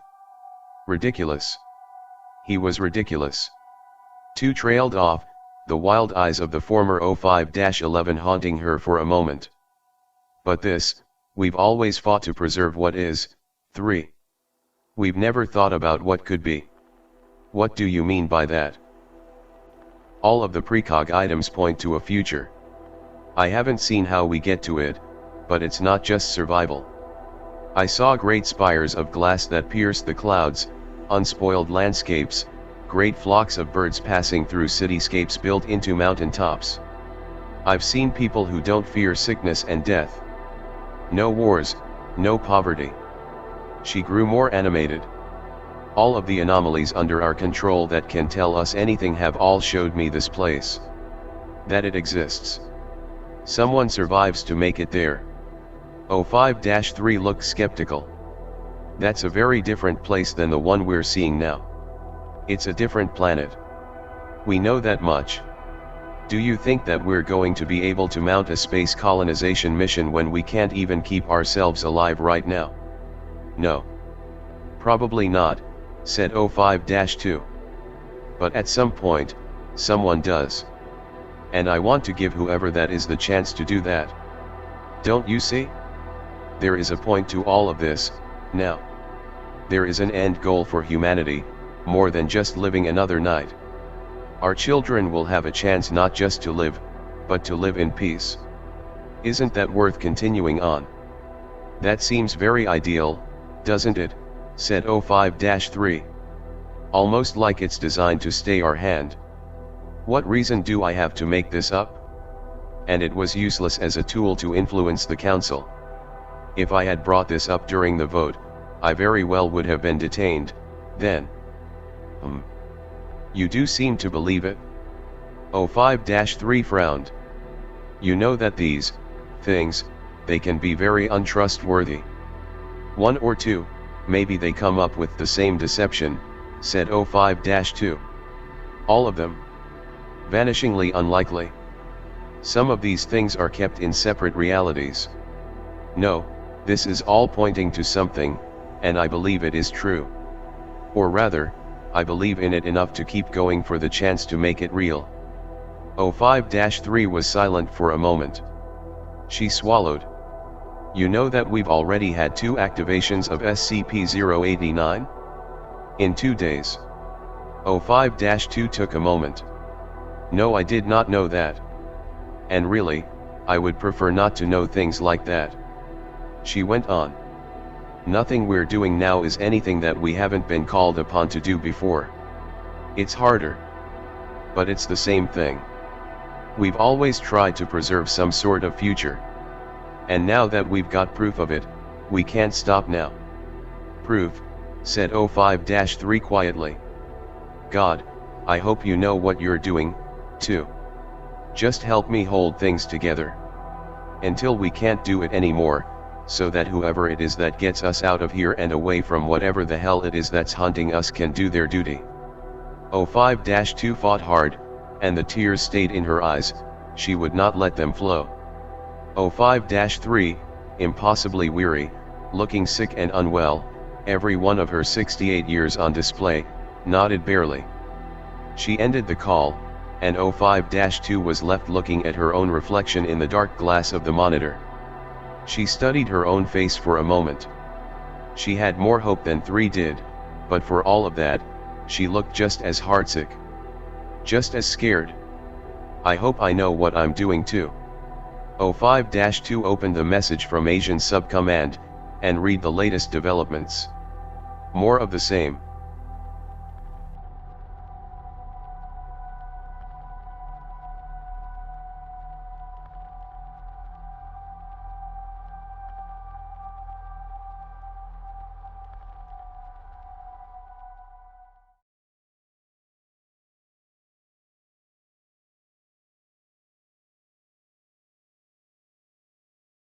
Two, 05-7. From, Pendergast, William. Planetary survey data, relevant. Urgency, high. Sir. The latest data from Kev-205 is in. We have 2 possible exoplanets that are theoretically suited for human life. In addition to being candidates for an eventual colonization effort, the preponderance of Goldilocks zone planets points to an increased likelihood that an alternative site for human civilization can at some point in the future be established. It is also worth noting that our probes continue to find no sign of HEs, or any extraterrestrial life for that matter. If I may express a personal opinion, I find this surprising. Nevertheless, the longer we go without contact, frankly, the better. This seems to lend further credence to the human survival hypothesis. Consider releasing some of this information to help build morale among the operatives. They could use it. Signed, General William Pendergast. Lead, Project Heimdall. 2. Pendergast, William. From 05-7. Planetary survey data, relevant. Urgency, high. General. Appreciate your latest message. It looks like 2 may be right after all. That's something, at least, while we're dealing with 001. Couple of things to remember as you look out there. We're beginning to believe that 001 resides somewhere out in physical space. Not like you needed any reminders, but look out for anything that might fit the description. That includes communications. It might try to talk to us again. The other thing you should know is that I was the one back in 54 that got the message from it. That message hasn't been declassified yet, but you're likely to be the first that gets any other messages. So you should know some stuff that isn't in the file. Whatever it is, knows about the Foundation, because the message came straight to me. And that's because I was the man in charge of finding out what was behind the spike in anomalous activity. It's very familiar with us, General. And it knew enough about me to know I was a movie buff. It left me directions to some place out in the desert. Not so far that I couldn't get there in a few hours. So it knew where I lived. I drove out with a team in some jeeps, and in the middle of nowhere, there was a movie house. And I mean the middle of nowhere. No roads, no human habitation. There in a washed out gully was the movie house I'd gone to as a little boy. We were a little more wild in those days, and so I told my boys to wait while I went inside. It speaks to us in performance. It likes it better that way. It could just tell us whatever it wants, really. But this is one more way to mindfuck us, I think. Anyway. Nice and air-conditioned inside. Colder than hell. Soon as I sat down, the lights dimmed, and it showed me a movie. Not like any movie I'd ever seen, but it was most certainly a movie. The title was Planet of Hands, in English. It didn't make a whole lot of sense. There wasn't a story, as such. More like a disjointed series of images. Some stuff was real famous and I recognized it immediately. A lot of military footage, scenes of large battles, aftermaths of bombing campaigns, stuff like that. I recognized Stalingrad from the newsreels, and there were some scenes of what I assume was the Battle of Passchendaele. I didn't realize there were movies of that. Mixed in with that, though, were other things. Some were filmed scenes, same quality as the other stuff, of what had to have been other events from history. Mass starvations, a volcano eruption or two, villages of Indians being run through by Spanish conquistadors. Not very subtle. Then the scenes of the site started. Still shots of buildings and facilities, all of which I knew to be ours. Pretty clear message for us there. Are you with me so far? Strange stuff, but nothing we hadn't encountered before. That's when it got bad. At the next instant, I was no longer in the theater. I was in my seat, but everything around me had changed. Vibrant colors, oversaturated hues like a mad painter had conjured them, they were everywhere. People, things, places, swirling around me, all of it lit up like neon, so that I could see things after I closed my eyes. And it was just a mass of unspeakable acts. All of the rape, murder, and pillage from thousands of years had been forced into the room, each act phasing into and out of others, moment to moment. I can't recall any image staying in the room more than a few seconds, except the scene directly in front of me. It was a Turk, I think, clothed in a resplendent robe the color of technicolor blood, his face barely visible behind an electric blue beard. He was casually forcing people down onto a sharpened stake embedded in the ground, impaling them, over and over, the victim coming into and out of focus. First an old woman, then a soldier, then a child, back to another woman, each one after the other, bang bang bang. The blood would splash on his robe and he would glow brighter each time. He didn't look angry, or hateful. He looked like this was the most natural thing in the world, pushing someone down onto a stake until it forced its way up through their guts as they screamed until they bled out. If I had focused on another part of the room for any length of time, I think I would have seen similar things. How long this went on, I can't say. I was a younger man then, and I'm not ashamed to say that at a certain point I just covered my eyes and waited for it to stop. I would probably do the same today. When I finally looked up again, the theater was back around me, the movie still being screened. What I saw up there was myself, now a part of the movie. I looked obscenely happy. At my age I don't look into a lot of mirrors, but I tell you I have never seen a smile like that on myself, then or now. That, more than anything else, has stayed with me. You should never be surprised by an expression on your own face, it's awful. In the movie, I was boarding something, like a big wooden ark, I suppose. Something out of a kid's book about Noah and flood, purely symbolic. I watched myself on screen as I stepped into the ark. Some other people were getting on with me. A woman, a black man, some children, an old Chinaman, all walks of life I guess, no one I recognized. When we were all aboard, the ark lifted into the heavens, sailing through the cosmos. It even had the Buck Rogers music in the background as the stars whizzed by. The ark came to what I assumed was a planetary system of some kind.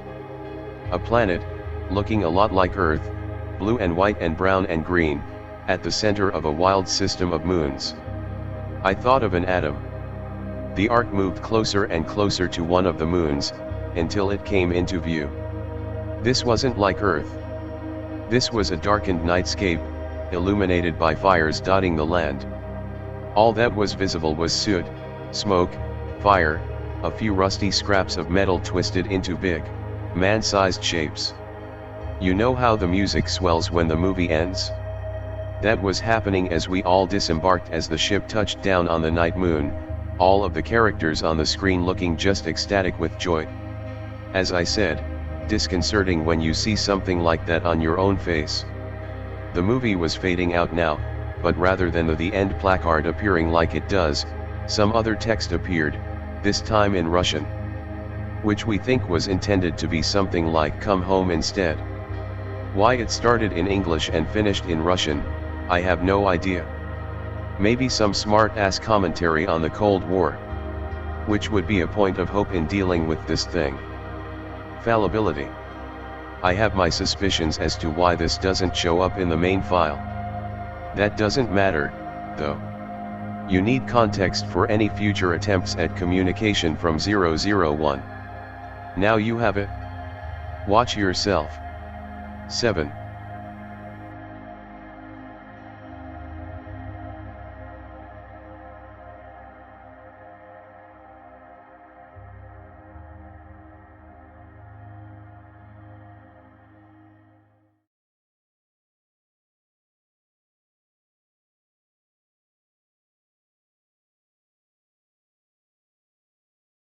Document 990-03.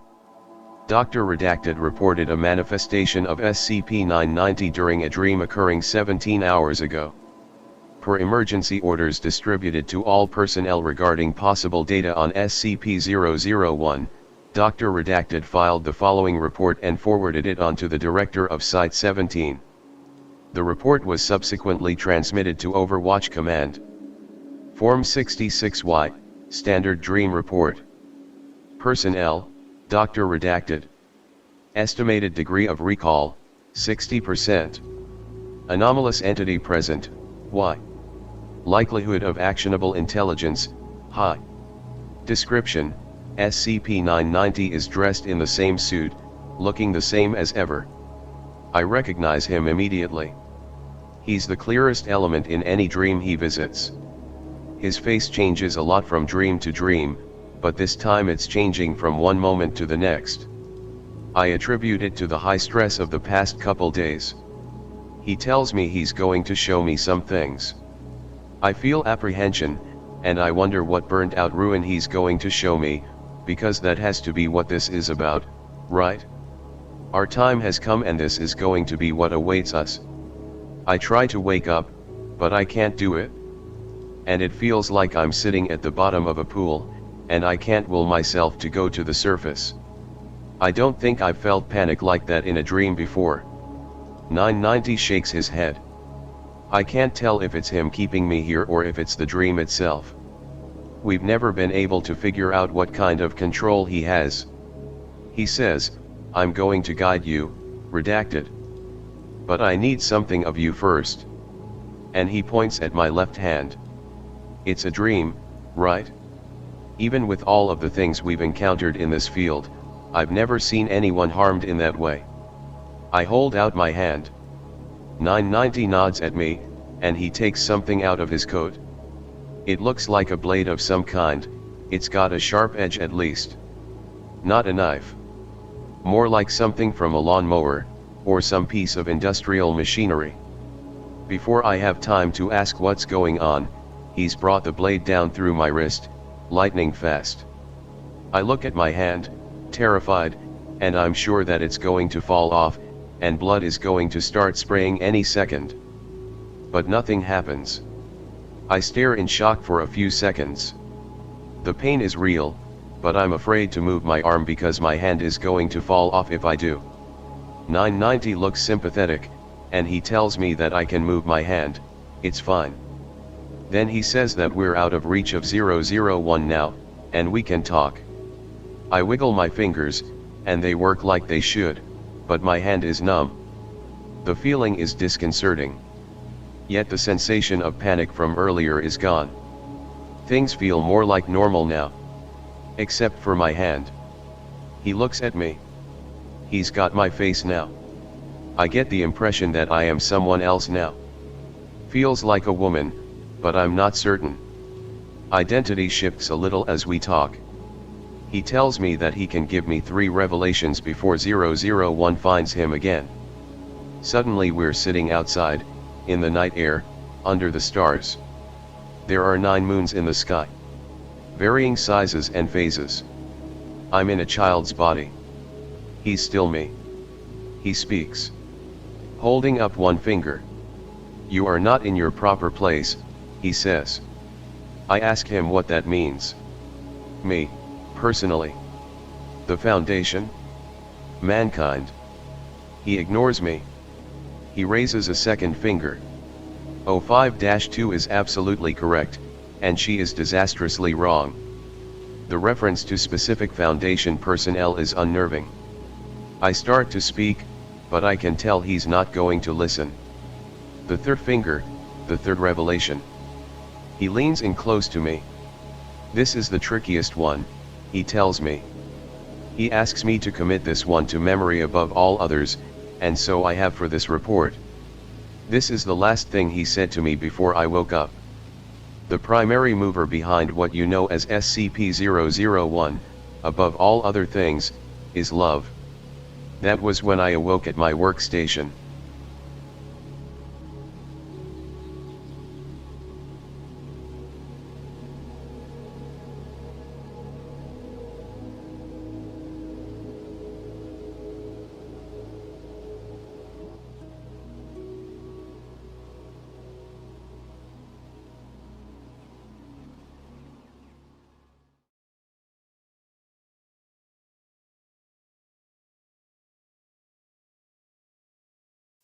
On November 7, 2016, 4:30 Eastern Daylight Time, operatives with Local Mobile Task Force 352 received reports from Major League Baseball wire services that RHP Ellis Canastota had been assigned to the 40-man roster of the Cincinnati Reds franchise.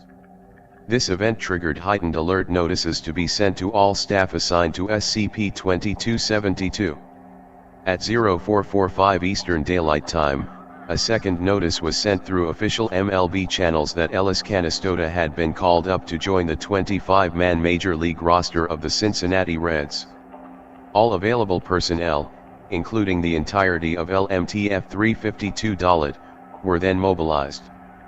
He lay on his side and continued staring at the bright green digits of the alarm clock on the side table. Every few seconds, at irregular intervals, his work phone would buzz, the flood of emails vibrating the half-empty water glass and moving the phone slightly closer to the edge of the table each time. They had sent him home to sleep, and that's what he was going to pretend to do for the next couple of hours, by God. The clock blinked suddenly to 4:29 a.m. The phone continued its shuffle to the edge of the table. They probably thought they were doing everyone a favor when they sent the declassified info around. Like they were letting everyone in on a big secret. Who wouldn't enjoy that? He certainly hadn't. No one had said anything about mass distribution of cyanide ampoules that he had ever heard. There weren't any rumors. He had been blissfully unaware. Before last week, his biggest headache had been the non-stop political advertisements on the car radio. Those were the days. The clock blinked to 4:30 a.m. His phone started a lower, repeated, much more insistent buzzing now. The additional force of the vibrations carried the phone right off the edge, finally completing its journey to the floor with a thud. The buzzing of the waiting phone call persisted, muffled now by the carpet. He leaned down and groped for the phone, dreading what he knew he would see. He picked it up, the light from the screen hurting his eyes as he looked at it. Calling, Regional Director Kate McTyrus. He shielded his eyes from the light of the phone, trying in vain to dull the throbbing in his head. Allred Smith here. The director's voice chirped in his ear. He sat all the way up on his bed. So much for pretending to sleep. They're going to call up Canastota? Huh. Well, figured we were due to catch a prime by this point. Okay, what are your orders? The voice on the other end of the line provided a laundry list of instructions and available personnel. If the director was more worried than normal, she didn't show it. Some things were the same, he guessed. Got it? I'll go ping the clandestine IT guys to scrub all this. Is the office open yet? He tried smoothing a deep crease in his shirt with the palm of his hand. The crease paid him no mind. Nor did his hair as he tried to smooth it back down with his fingers. Whatever. Let someone complain about him looking like he'd slept on a park bench and come into work. He could use some comic relief. Because I need something out of there. Just in case. He put on his shoes and straightened his tie. He grabbed a baseball cap from the dresser to cover his hair. He laughed despite himself. No, nothing. Yeah, that's what I'm getting. You have a... The voice cut him off. He listened intently as he surveyed himself in the mirror. The cartoon fish on the front of his cap wrapping itself around a baseball bat looked like he meant business. Huh. Decommission. That's a new one. No. Don't worry boss, we won't hesitate if things get hairy. The director hung up. He looked for his car keys. This was probably going to involve more than the IT guys before this was done. At 5:21 hours, the MLB official scheduler posted a notice online for a game to be played at noon the same day, between the Cincinnati Reds and the St. Louis Cardinals, at the Great American Ballpark in central Cincinnati. The starting pitchers were listed as Mike Leake for the St. Louis Cardinals, and Ellis Canastota for the Cincinnati Reds. What do you mean they're playing a game today? They just finished the goddamn World Series. Dr. Hanukkah barked loud enough to be heard from the front of the bus-sized mobile command center as it sped north on Interstate 75. It's probably snowing there or something by now. Actually, the weather is pretty nice today. Agent Allred Smith gazed out the window as he balanced the long black case on his knees. Which is far worse for keeping people out of the stadium. Fuck, sighed Dr. Hanukkah. How many tickets were sold before we took the notice down? A young woman sitting across from Allred Smith at a mobile terminal quickly pecked at a keyboard.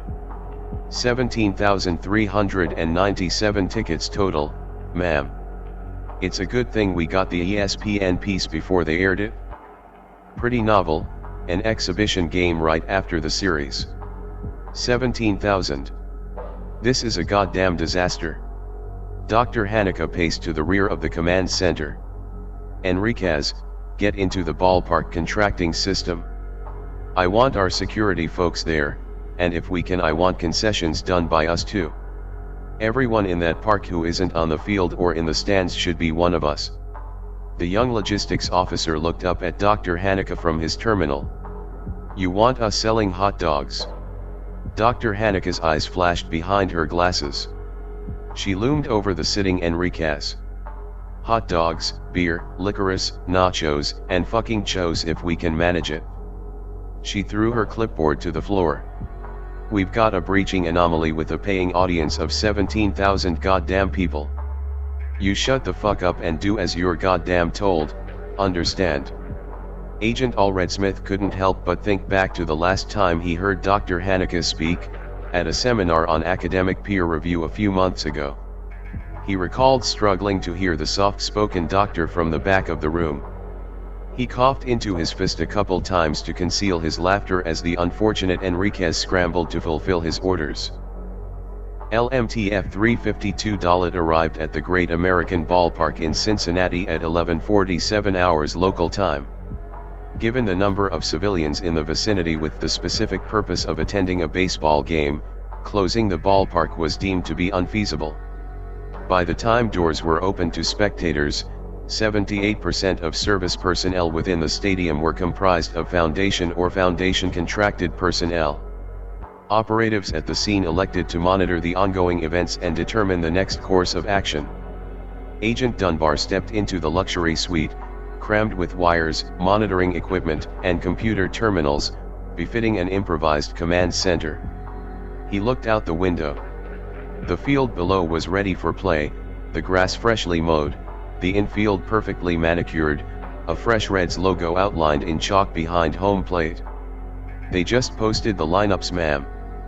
You're not going to like it? Dr. Haneke sighed. How can there even be lineups?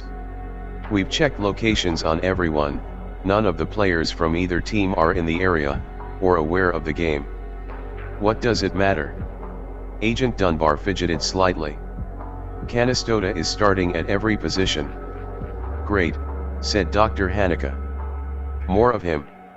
For both teams, ma'am. The room was silent for a moment, all of the members of LMTF 352 looking to Dr. Haneke for the next set of orders. She looked down at the game. Cheers went up as what looked like the Cincinnati Reds took the field. She grabbed a set of field binoculars and looked again. Sure enough, every single player was the same smiling, dark-haired young man.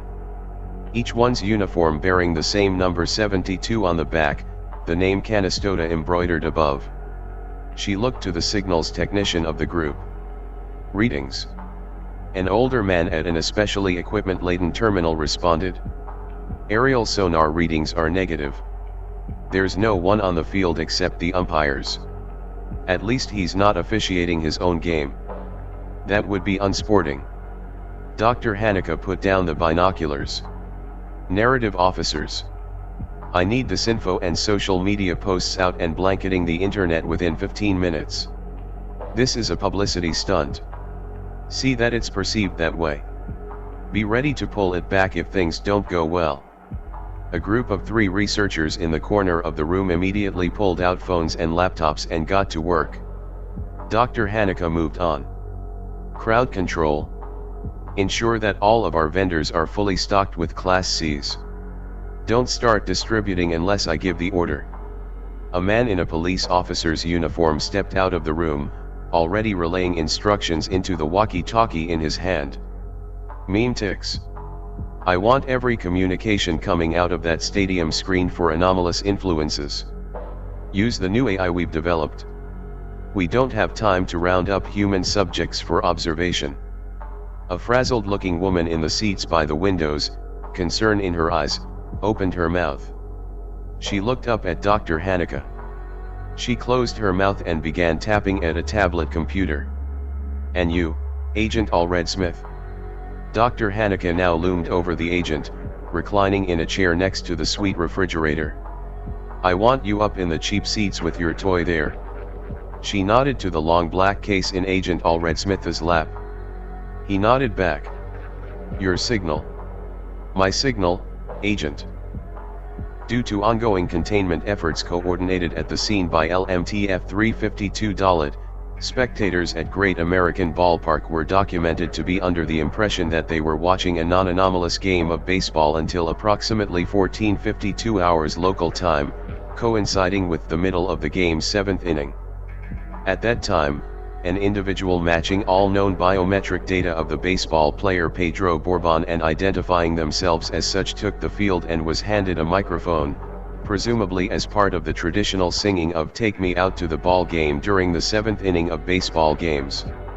Notable discomfort among assembled spectators was audible as the identity of the speaker became apparent. Agent Allred Smith surveyed the infield through his high-powered scope. Part of SCP-2272 duty was being familiar with baseball, and he knew a dead player when he saw one. He touched his earpiece. "This is way beyond documented behavior, Doctor. Do I have authorization?" Dr. Haneke barked within his ear. "No, God damn it. You have authorization when I say you do. You going to wait until a dead man starts doing whatever the hell it is dead people do here? Your apparatus is set up." Agent Allred Smith touched the tripod directly in front of him. "Affirmative, Doctor. Then you'll be able to react in under 5 seconds when I give the word. I'd explain how we need to learn all we can, but then I don't need to explain jack shit to you, Agent. You wait for my signal." "Roger that, Doctor." He leaned back in his seat. The dead man was speaking now, the crowd on their feet in anticipation. Pedro Borbon, noted multi-inning relief pitcher and deceased member of the Big Red Machine teams of the 1970s, looked skyward as he held the microphone. "Sport is a wonderful symbol of the human condition. You will be relieved to hear that, much the same way it is in this place, in our perfect society, sport is a sacred pastime." The crowd was silent. Sport is more than competition. Sport creates victors and vanquished. The feeling of triumph cannot exist without the sacrifice of the defeated. You will understand more after we have truly spoken. The dead pitcher, looking every bit the spry athlete of generations ago, spoke with an impassive face. "This place, this game, this creation. This is a fine place for us to speak plainly." Agent Allred Smith scanned the crowd for any unusual activity. All in the stadium were still, and perfectly silent. For the first time, the pitcher smiled. "We have heard a story from your people, many times, I'm sure you're familiar. Of a man asking his friend, returned from the grave, if there is baseball in heaven. Let me tell you, my brothers and sisters, there is baseball in heaven." The speaker laughed, a high-pitched, screeching thing, not at all matching the expression on his face. Allred Smith trained the scope on the pitcher's face. "And today, we can all see together, they have baseball in hell, too." As he stopped speaking, the house organ came up, the familiar notes of the traditional song of 7th inning stretches across the country ringing out. Pedro Borbon doffed his cap for the silent audience, and faded away into nothing. The organ continued. No one sang. Communications via social media and personal messages from civilians in attendance of the game increased greatly following the remarks of the unknown entity during the 7th inning. The number of messages, combined with the content indicating what had occurred, necessitated elevated containment protocols. At 14:59 hours local time, Dr. Akane Haneke authorized decommissioning of SCP-2272 and mass deployment of amnestics. The precursor agents had been authorized for distribution at the end of the 3rd inning. Every refreshment item served in the ballpark had Part A of a Class C 2-part amnestic. Based on field studies and their own observations of the game, the task force chemist assured Dr. Haneke that the penetration rate was in excess of 90%. more than enough to ensure memory alteration and suggestibility among the critical mass threshold of the crowd. Dr. Haneke nodded, and barked some words into a nearby handset. A small prop plane, carrying a banner behind it reading 2016 Winter Exhibition and previously circling the stadium throughout the day, now swooped low over the Great American Ballpark, looking to have just enough altitude to avoid hitting the lights. A great plume of scarlet smoke billowed from the rear of the plane. Part B was being released.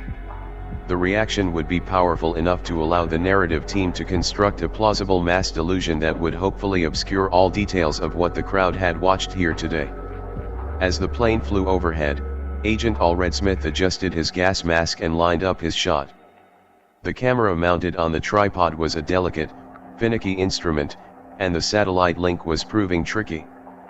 3 different observation modalities, including a converted form of the sonar feed, were needed to achieve the necessary viewpoint in which SCP-2272 would be obliterated.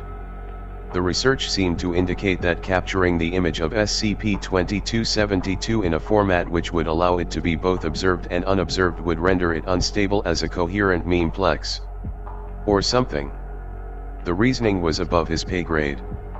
The green indicator light flashed on. He trained the camera on the field, making sure to capture the players on the field, the man waiting on deck, and both dugouts, all the smiling likenesses of Ellis Canistota, number 72, right-hand pitcher. All visual feeds were in tandem and functioning. He took the shot. At that moment, the billowing red cloud of smoke descended on him, obscuring the field, the seats, and all of his surroundings. He held the mask tight in place against his face, ensuring that none of the air around him leaked in. The amnestics officer would be pissed if they had to reconstruct his memory. A wind kicked up from the north, blowing out over the Ohio River and carrying the smoke out over the right field bleachers, like so many fly balls hit before. The view began to return as the smoke dissipated and retreated. Agent Allred Smith dared a glance down at the field. Empty. 4 dumbstruck umpires were congregated around the pitcher's mound, doubtless discussing whether to call the game before their minds were temporarily thrown into a suggestible torpor. No players on the field, in foul territory, or in the dugouts. Not an Ellis Canistota to be seen. An image appeared on the camera's viewfinder. Allred Smith looked closely. The image he had taken, the image that had apparently neutralized this long-running anomalous phenomenon, was not of the playing field of Great American Ballpark. In its place, a black and white team photo showed on the camera's screen, 25 men arranged neatly in rows, wearing uniforms that he recognized as those of the first Cincinnati Redlegs teams. All 25 men bore the exact same smile that he had come to recognize as that of Ellis Canistota. Unlike a typical team photo, this photo was taken at night, under the stars. 9 moons could be seen in the sky. A sign propped in front of the smiling squadron read, "The past, the future." All 25 men were holding their arms out in front of them.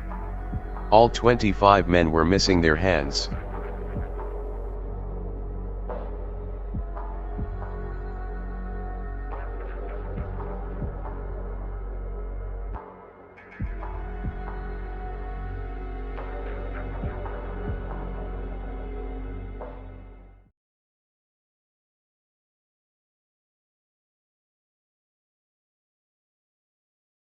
Document 994. Per advice of her personal physician, 05-2 took several prescriptions in order to induce sleep in the early hours of November 7, 2016. Upon awaking, 05-2 reported a manifestation of SCP-990, the first documented instance in which the anomaly has appeared to an overseer. Given the nature of the information contained within the dream event, this form is transcribed, and is presented as dictated by 05-2 to redacted, her personal assistant. Form 66Y, Standard Dream Report.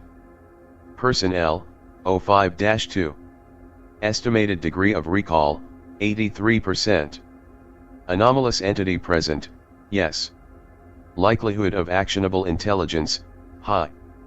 Description: oh God, this is too big. I've made a horrible mistake. It's just, I have no idea. I didn't know. It's obscene, really. To say these things. I don't know what else to say. What? I mean, okay, yes.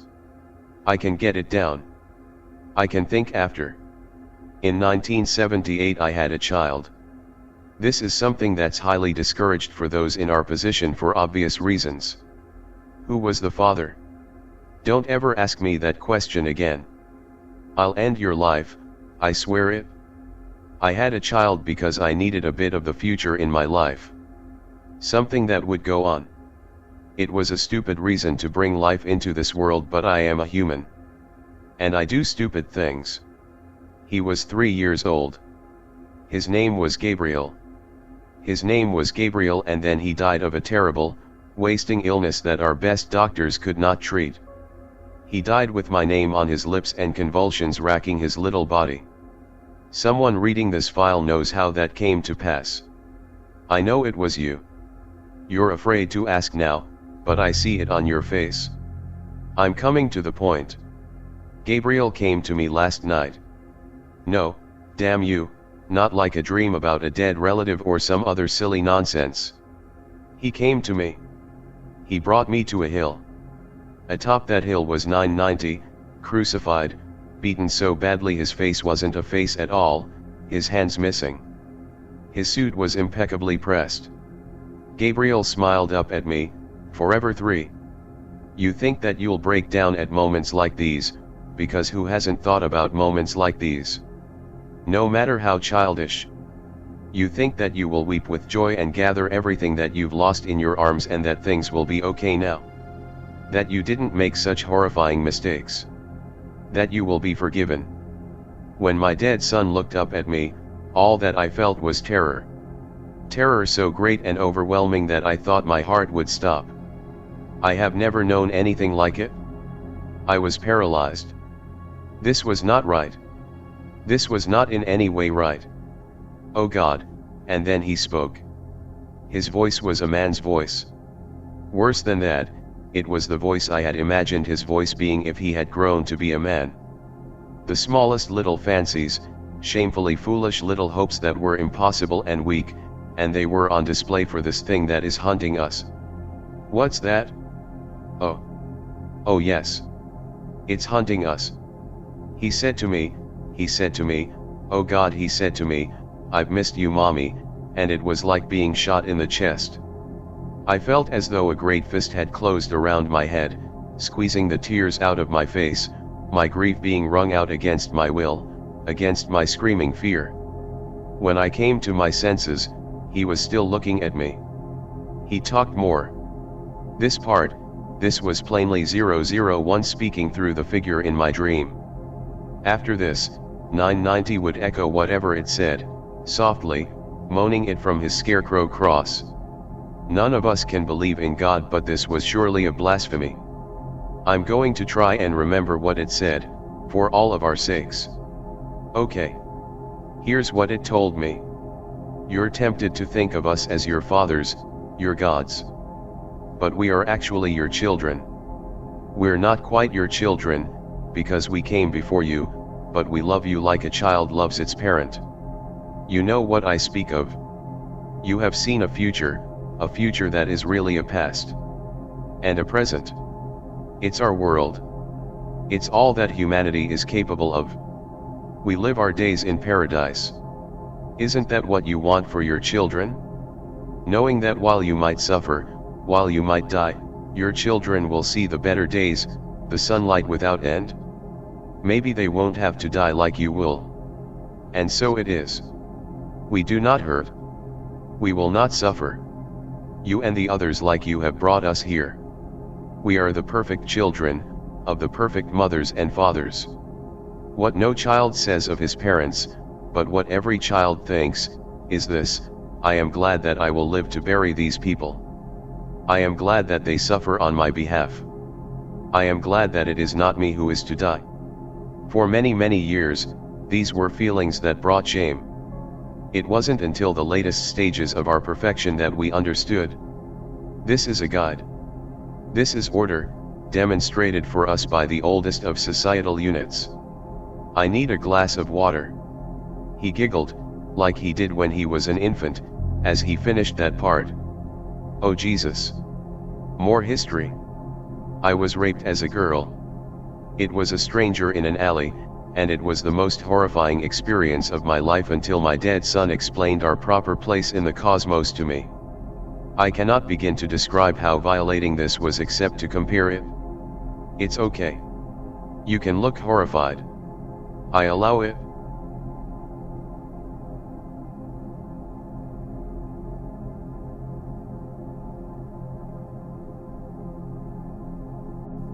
Then he came to the heart of it.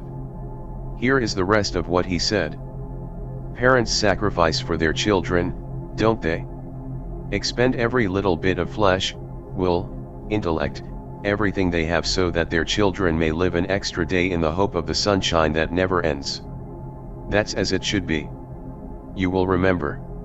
Many, many years ago, your kind left. We didn't figure out how until several centuries after, but somehow you transmitted yourselves far beyond even our reach. Some among you secretly understood the more forbidden aspects of space and time. You fled. Must I explain to you how your science is so woefully inadequate?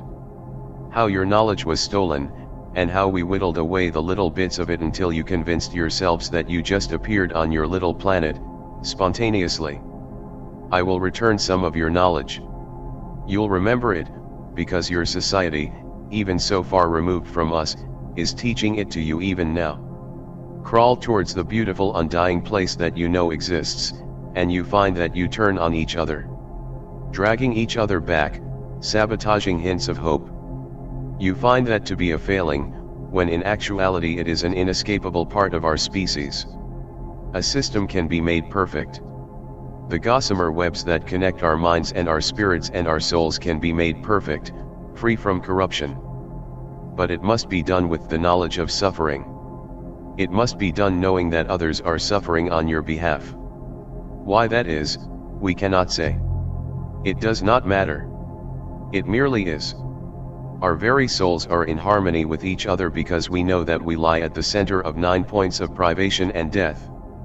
There are 9 satellites to our realm. Our realm, which you cannot deny, is a glory. You've seen it yourself, Mother. God, he called me Mother. Your kind left the planet of Hans many thousands of years ago. It has sat empty, a gap in our perfection, reminding us not of what we are missing, but of the joyous return that our prodigal mothers and fathers will soon make. There are limits to our abilities. We cannot simply travel to where you have chosen to exile yourselves. We must use more subtle means. Oh, how we wish we could take you all in our arms. We have feast days for all of you, at home. 1 for each of the 9.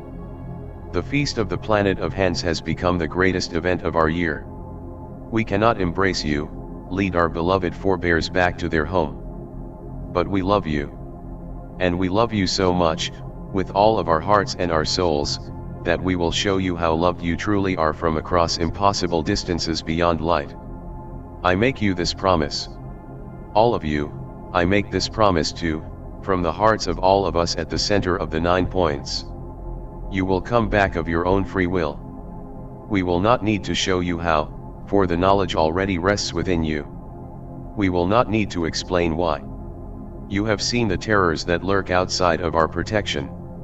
We will merely need to show you who we are. Who you are. Who all of us are. We will all be so much happier soon. Tomorrow shall be the greatest expression of our love we have ever conducted. And that was it. This abomination of my flesh explaining the world to me below, the bleeding man on the cross echoing his words above. I awoke screaming 30 minutes ago. Tell 3 I'm sorry.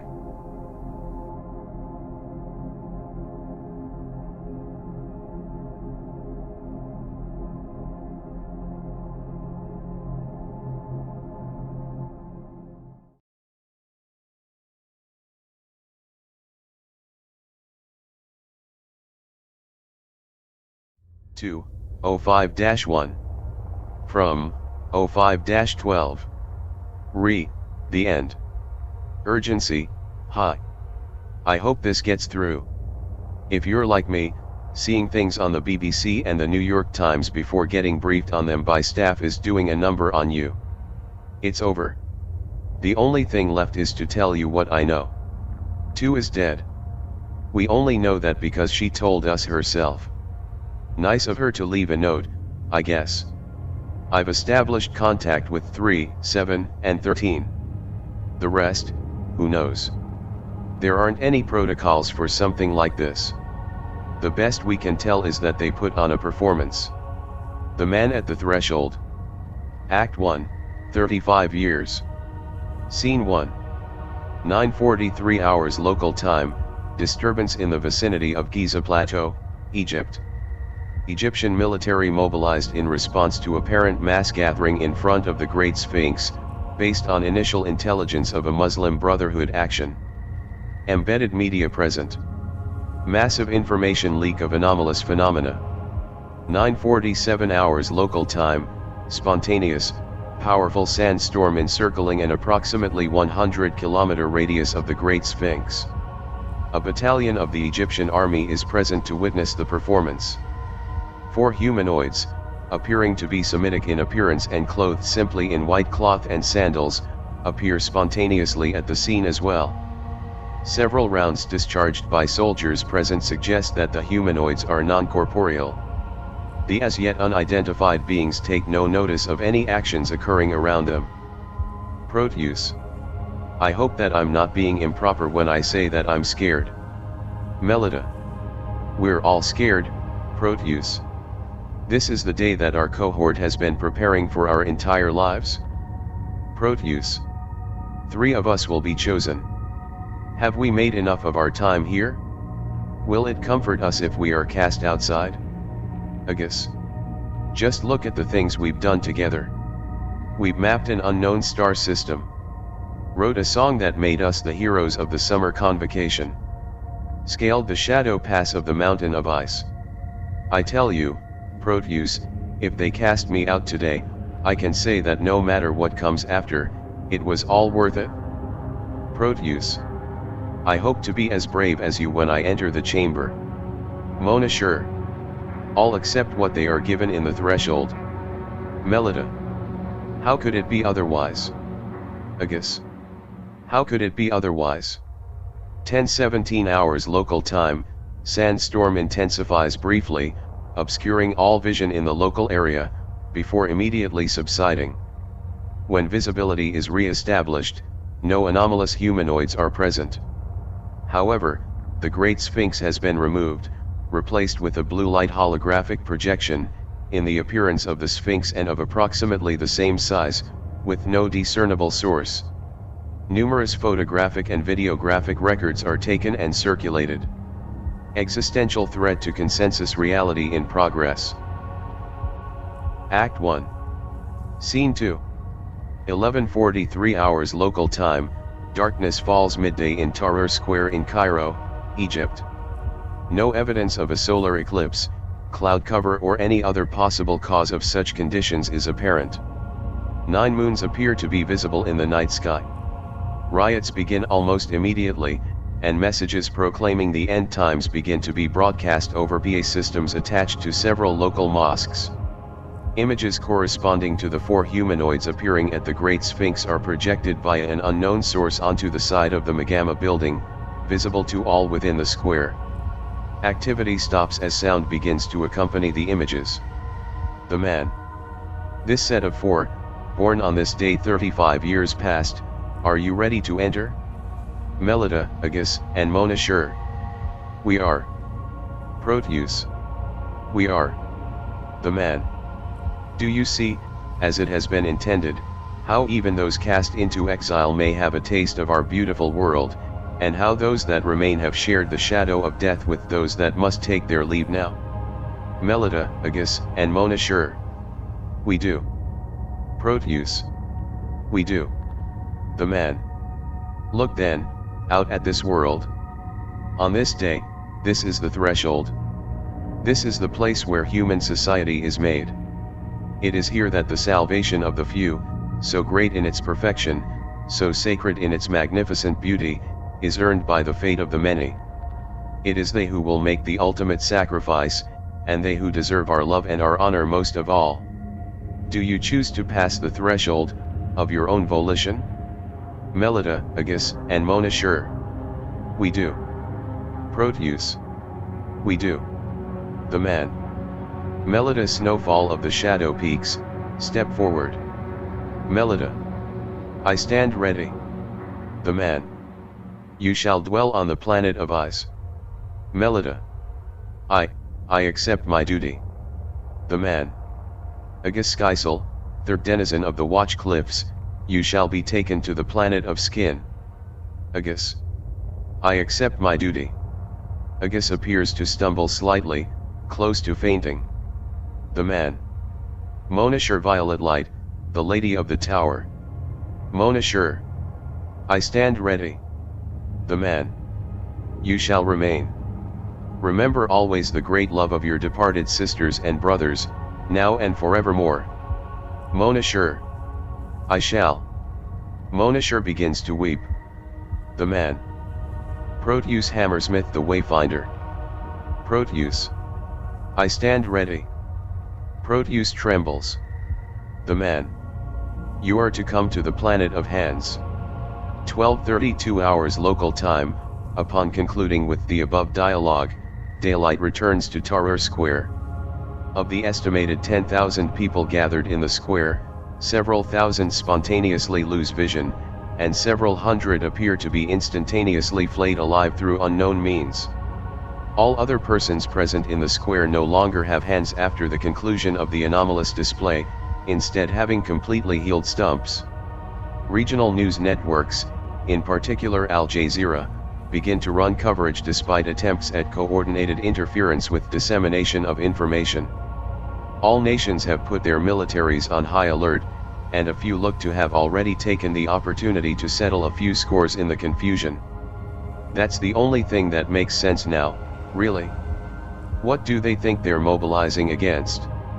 A way to look like they're doing something, anyway. The churches, mosques, synagogues, etc. are overflowing. The Abrahamic folks are convinced that judgment is at hand. Everyone else just sort of figures that we're all fucked. The first reports of murder-suicides are coming in. Not as many as we might have expected, though. People have options.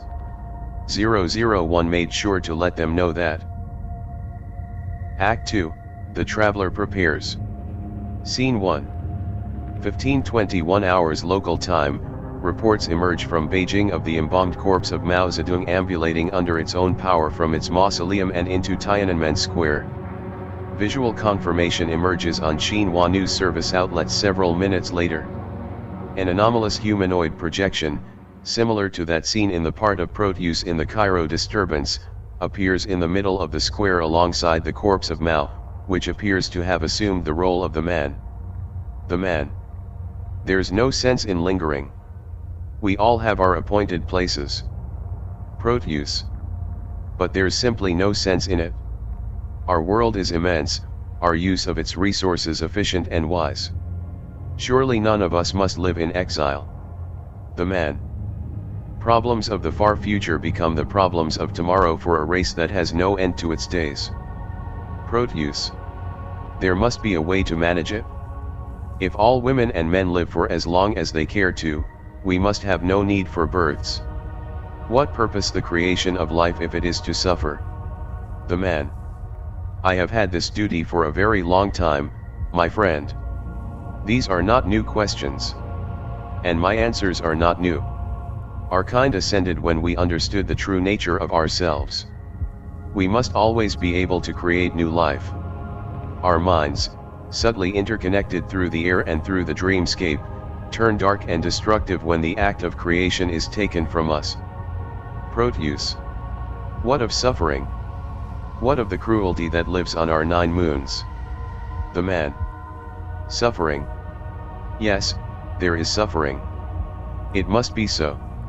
And we must know of it, taste of it, build our houses upon its foundations. As life preys on life, so does human enterprise need vast inputs of suffering. It binds us together. The knowledge that there are others that cannot have what we have built affects us deeply. It is a cornerstone in our souls. That is something we discovered a very long time ago. It is vital. And it was this discovery that paved the way to heaven's gate. But cruelty? No. We do not do these things because we wish to cause pain. We do it for those that remain in the wondrous society that we have built. We have given beauty and truth without end to those that are chosen. If even one person may taste of the infinite good, is that not worth any amount of finite suffering? Proteus. But why must it be I who pays the price? The man. My friend. Come with me. I shall escort you. 15:59 hours local time. Upon conclusion of the anomalous occurrence, crowds in Tiananmen Square become highly agitated, tearing apart the corpse of Mao Zedong and resisting an assembled cordon of riot police. Leaders of major world governments have begun issuing statements urging for calm among their populations as scientists struggle to explain the occurrences in Cairo and Beijing. Thousands are reported to have died in civil unrest in population centers throughout the world. Act 2. Scene 2. 16:10 hours local time, the Three Gorges Dam in Hubei Province, China, spontaneously disappears. The immense volume of water being held back by the dam previously does not move. Within minutes, helicopters operated by local emergency authorities are on the scene. Humanoid projections appear on the vast surface of the wall of water. Proteus. What is this place? The man. Do you see our planet in the sky, that wondrous blue sphere? You are on the planet of Hans, my companion. Proteus. I don't understand. It looks like it has been on fire. Buildings, rubble. The man. There was a time when we merely exiled those whose duty was to come here. They built their own societies, in a fashion. They were driven by what they could not have, their slender hope twisted into a sort of vengeance upon their children at the center of this great constellation. They built great structures, vast ships, terrible weapons. The uprisings happened many, many millennia ago. The last conflict our humanity will ever have to face. Now, it's a simple matter to ensure that this never happens again. No perverse hope to tempt anyone into foolish destruction. Proteus. By taking away our hands. The man. By taking away your hands. The mindset of a planet of those without hands is the proper one, for all of us. Proteus.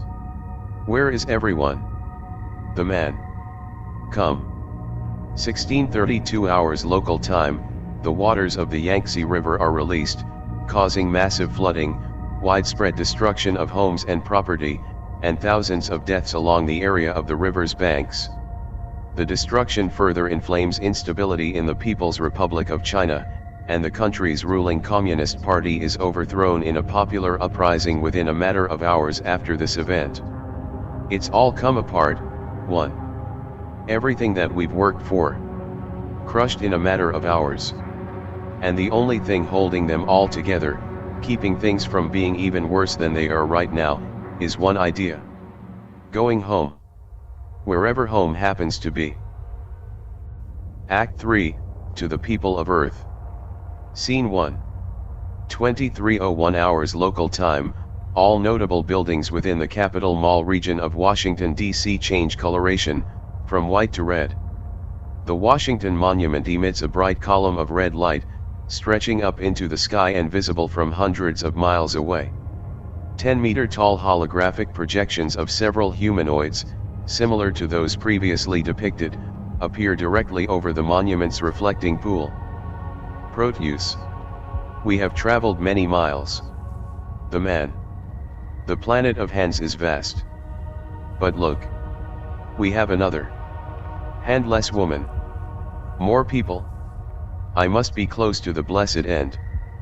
Proteus. Who are you? Handless woman. I no longer have a name. We have no need for such things here. Proteus. Do you remember your home? Handless woman. This is my home. Proteus. I mean the place you came from, to here. Handless woman. I remember a time when I wasn't starving. But that was a long time ago. It's difficult to recall. Proteus. Your ribs are showing. Would you like me to find some food for you? Handless woman. There's nothing to find. This is a place of ash and salt.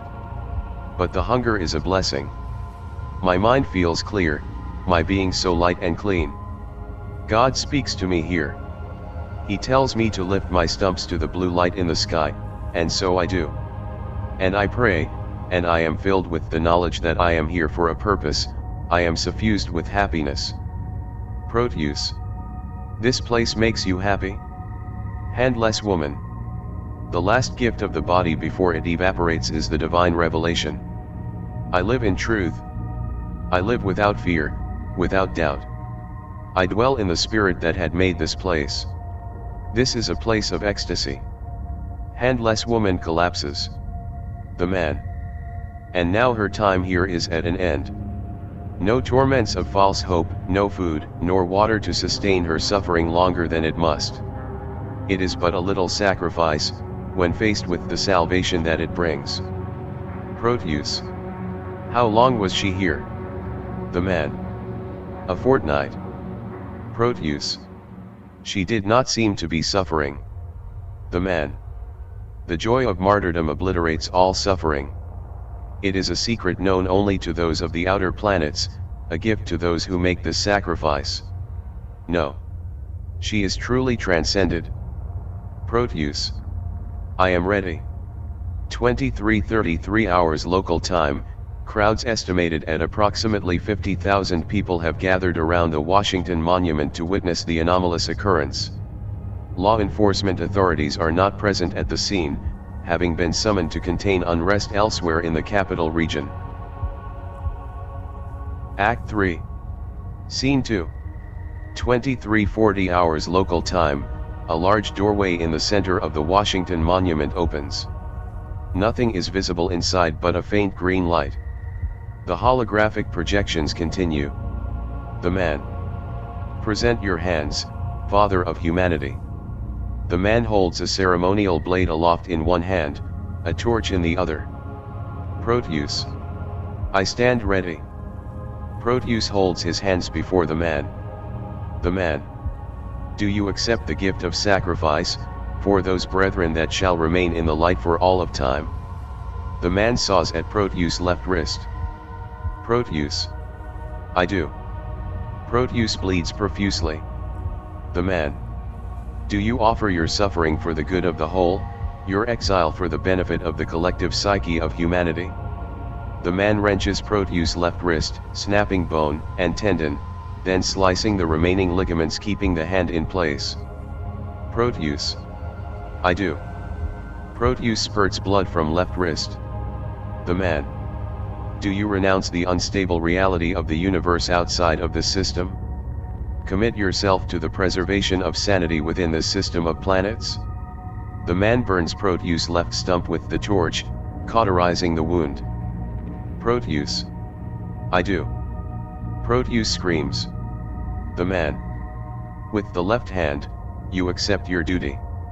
With the right, our duty to you. The man cleanly slices off the right hand of Proteus in one fluid motion. Proteus. I thank you. Proteus bleeds profusely. The man. We, the living, shall keep a society of perfect harmony, perfect justice, perfect beauty. We, the living, shall keep our human natures pure, living in the highest purpose that is possible for our forms. We, the living, shall transform your suffering into the most divine purpose imaginable.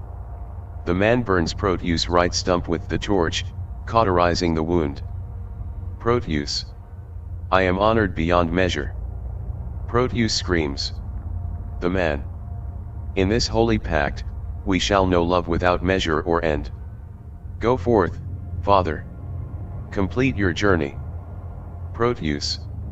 I accept my duty. 23:59 hours local time, the humanoid projection portraying Proteus enters the doorway within the Washington Monument. Other projections vanish upon its entry. The doorway begins to slowly close. Several spectators from the closest ranks of the crowd rush into the doorway, followed by increasing numbers of onlookers, until an estimated 3,000 bystanders enter the monument before the gateway closes. No person entering the monument has been contacted or seen since this event. 13 asked me if what we worked to preserve was ever natural. What a stupid question. What does it matter if the world we enabled was unnatural? It was better than what waits for us. The thing in Washington gave people lots of ideas. People have managed to summon a couple more of these gateways in a few places. They're fleeing into them. It's hard to blame them. We've lost any meaningful ability to control anything. The jig is up. The world knows that science is an illusion and certainty is a cruel joke. Why not take the chance? Better a refugee than a corpse. Or worse. Me. No, I will not. I won't end my life as one of the cattle. It was a pleasure to serve. 1:12.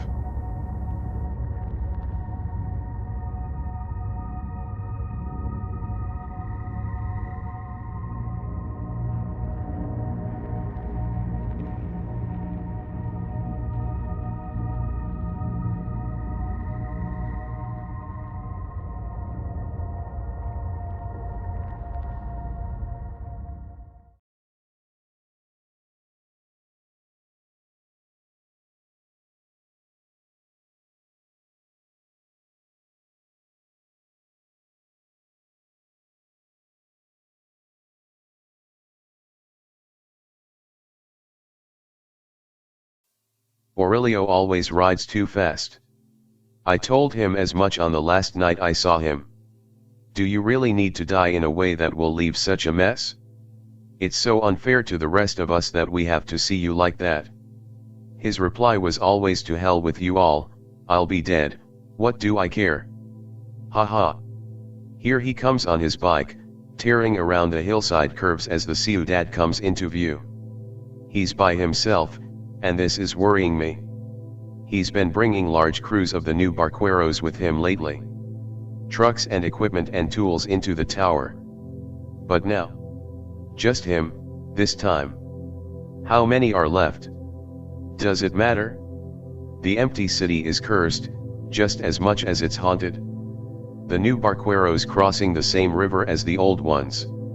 He slides around to a stop in front of the little market, spraying dirt everywhere to the infantile delight of the ever-present Maximo and Ecobedo, seated in their pensioners' chairs in front. Why do they find him so funny?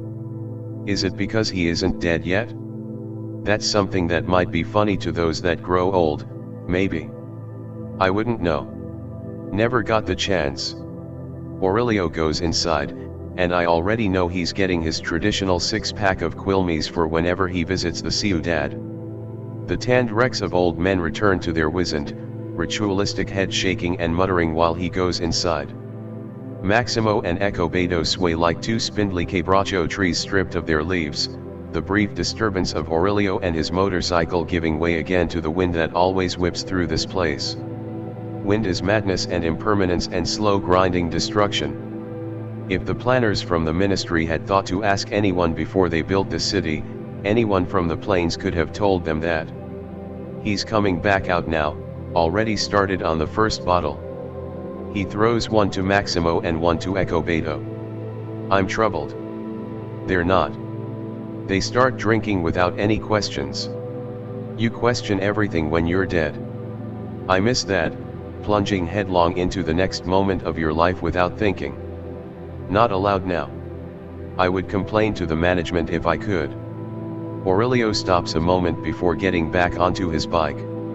What do you think, Ed? What's going on in the world now? Ecobedo doesn't bother to look up. Same as ever. Maximo looks at his fellow scarecrow, insulted. His face folds up even more, a scribble of brown lines and wrinkles. Same as ever, You old fool. It's falling apart. Even the goddamn Yanquis are shitting themselves. They just grew eyes now. It was always there. That's why I told you not to go poking in that fucking tower, Aurelio. No one listens. His words make me catch. Oh Echo Beto. Not even you knew what was in there. Aurelio laughs. And when have you ever listened to anyone, cabron? Echo Beto scratches his beard and drinks some more. No one listens to anyone. No one pays attention to nothing until it's hurting them. Just the way of the world. The madness really comes from out there. It leaked into the valley below. Dribbling into a puddle down there. You should come work for me, Echo Beto. We could use that insight. It's a real growth field, you know. Career advancement, dental care, a receptionist with nice shishis. Man like you could have a real future. Those guys who came with you last time. What kind of future they have? Seems like even Echo Beto has had enough joking around today. Aurelio finishes his bottle. Same one we all have, Don Echo Beto. On a day like all the others, we lie down under the earth. I never felt closer to you than when you were quoting some idiot poem at a stupid time, Aurelio. You always thought it was so funny, how mad it would make me. I guess it was kind of funny, looking back. It still makes me mad. He leaves them then, into the heart of the dead city. I watch from my house on the Boulevard of Progress as he winds down the roads to the valley floor, where the living in their wisdom made a tomb for the future. He's going to the tower alone and I am afraid. What will happen when the rest of us pass to the other side of the river? How long will that day be, the day where no one is left and every one of us is alone, forever? Aurelio cut the engine in front of the concrete block house. Le Corbusier's shoebox, she always called it. A house looking like every other one on the street, except for the two crossed oars painted above the front door. All the barqueros had a color. Hers was red. As was his. He kicked his boot at the bike's center stand. The goddamn wind would just blow it over if he used the little kickstand. Bringing its weight to rest atop the stand, he grunted. Getting old, he thought. That's going out of fashion. A howling gust of wind raced down the Boulevard of Progress, cloaked in dried weeds and white dust and whistling by like a man on a train, mocking everything on his side of the tracks. Fucking bullshit place, he thought. I should have done this at the very beginning. The first of the barqueros, early in their times their leader, now their captain, entered the square cement house through a square steel door, little clouds of brown rust spilling out from the hinges to join the dirty wind outside. He stepped into the house. Boarded windows and impregnable walls ensured complete darkness. He closed the door behind him. He opened his third bottle of Quilmes. The only thing visible was the outline of the door behind him, dusty light filtering into the shape of a wand square. He could not see his hands. Deathbed conversions are bullshit. Aurelio addressed the black interior of the abandoned house. This is just really bad procrastination. I know you're not there, Jacinta. My mind hasn't changed on that. God damn you, Aurelio. Why did you wait so long? He took a drink, wiping his mustache with a hard brown forearm. But you're supposed to conclude your affairs when you do stuff like this. So fuck it. I've wanted to do this for a long time. For me. So what else is new? I sent off the newer barqueros. Told them to go end it in whatever way they saw fit. Dumbass kids from America and Europe and wherever, so hurt when I told them that. As though that isn't the greatest freedom that any of us will have. They aren't bred from the madness, though. They came to it fully formed. Invaders and foreigners, wherever these guys go. Oh bullshit. You love those young men and women, Aurelio. I saw it all from here. The older ones just went home. Eduardo and Mariella and Frankie and the others. Melted away. I didn't tell them what I was going to do but they knew anyway. Friends are assholes like that. I saw Eduardo here on his own 2 days ago. I think he would have done it if you hadn't thought of it first, Aurelio. You two always were like brothers. This is going to shatter his heart into pieces. So now I have to do it. And I'm scared, Jassy. I have to do this, talk to you like you're here, because when the time came for you, you stood. Just like you did for Pablo and Roberto and Lana and the rest of us in that fucking goddamn jungle so long ago. I was petrified, Aurelio. I can't even remember deciding to act. Either time. My skin and my blood were ice. I didn't know what else to do. I wish I could tell you this, Aurelio. More than you can possibly know. It's not death I'm afraid of. I mean, more than anyone else is, but it's descended upon us, that's for fucking sure. Like being scared of the sunset. I've waited so long, Aurelio. Why did it have to be like this? Where I cannot reach you or speak to you or hold you. Every word of this is like dying again. It's taking me apart in ways I can't understand. Please don't stop. I'm afraid of that top floor. I'm afraid of going back in there. It's going to try to convince me to do something else. You are Aurelio Rojas, and you've never done a thing you didn't want to do, you intractable bastard. God damn it, I wish you could hear me now. I wish I weren't behind eternities of space and time and void. I wish we had just left everyone else and vanished into the streets of Montevideo like we should have. I'm stealing what's left of you. Using it for my own purposes. Reconstructing the dead to fit the spaces inside. I'm going to twist the shards of what I have of you that remains. Grind your memory into something resembling courage. My last crime against you. Aurelio finished the bottle, casting it forth from darkness into darkness. He heard no sound.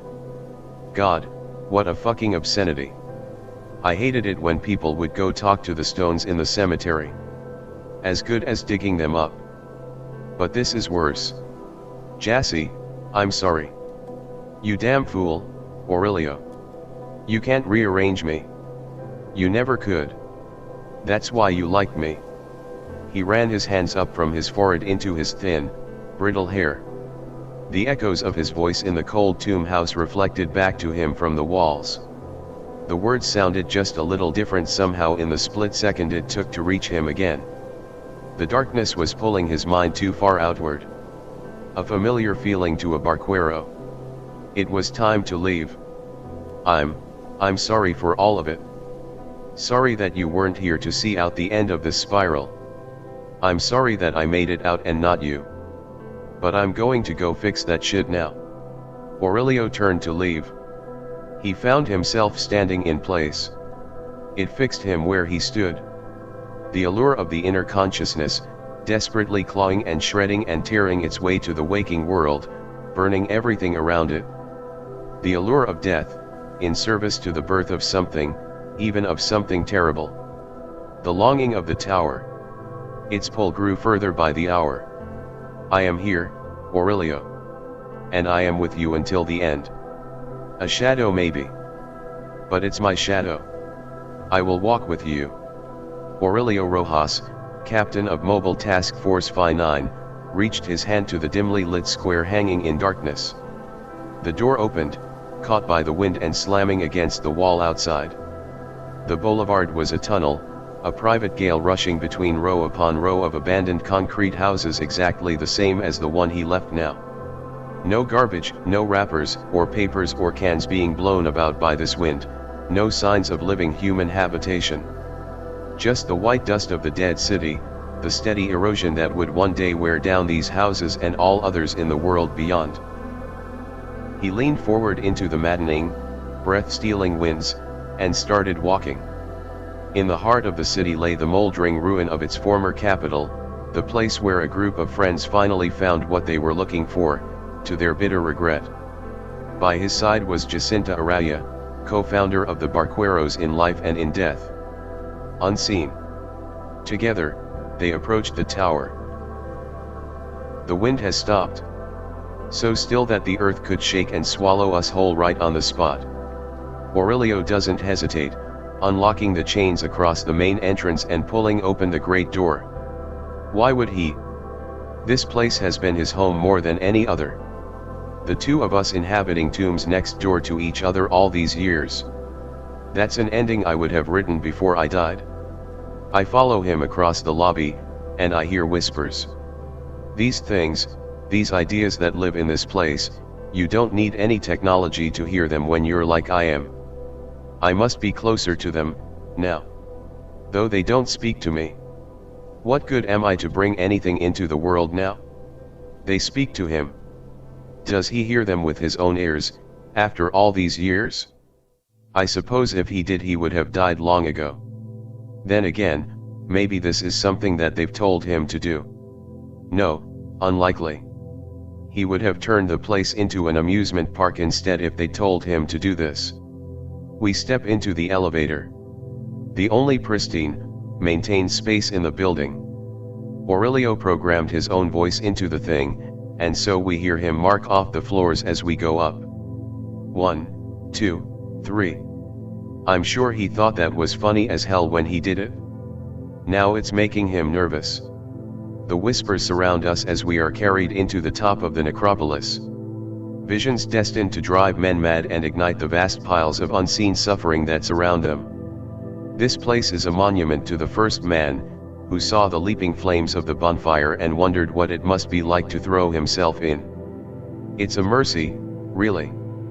A world that had been going mad long before this, spared the worst of its excesses, the human mind built with a collective fail-safe in the middle of one of its many banal errors. Somehow knowing that it can always be much worse is a necessity of survival. It's the lack of that knowledge that everyone can feel in their hearts today. It's how they all know, everyone, that there's no going back now. Ding. Floor 32. The elevator, having no sense of ceremony, merely opens its doors to the expansive space at the top of the tower. The Grand Hall. Designed for the meetings of the Ciudad's leaders, a grand dais at the far wall, hopeful rows of seats facing the empty thrones of the rulers of this necropolis, who never bothered to show up to claim their due. It was here that I stopped being and became this. The space is strangely unmoving to me. Should it be? More questions for no one. I am watching Aurelio. His mouth is set, but his eyes light up with recognition as he looks out over the hall. I turn to see what he's looking at. I expect to see the man, like we did last time, walking us through our inferiority and the greatness of his apex predator world. Instead it's a woman, tall and stately in flowing purple robes, an ice fall of white hair frozen down over her bare shoulders. Alabaster skin like a Roman statue. She's looking back at Aurelio. Her face is wholly unconcerned. But her eyes, so blue as to be white like her skin, so cold that I can almost see Aurelio's breath as he stands before her. A woman with a gaze like a refrigerated hospital basement. Hateful sterility, frigid contempt, a death goddess with no hint of humanity. She would be beautiful if it weren't for her eyes. Aurelio comes to a realization at the same moment as I do. You're from the play, he says. You were here the first time and you were there when the world went mad yesterday. Monisher Violet Light, Lady of the Tower. Didn't realize that was a literal title. In the space of time that it takes him to blink, the woman is 10 meters closer to us. Walking is apparently beneath her. She flickers and reappears. Even before my last night I knew better than to mistake something like this for an apparition. She holds the same position, same expression. Unlike Aurelio, she does not blink. The impression strikes me that we are not important enough for her to dignify us by moving. Gonna say something? Aurelio asks. You were a minor character. Did you forget your lines for this one? Not his voice, not his face, not his smell nor his posture change. But I sense the terror's avalanche within him, giving way suddenly from the rocky cliffs of his mind.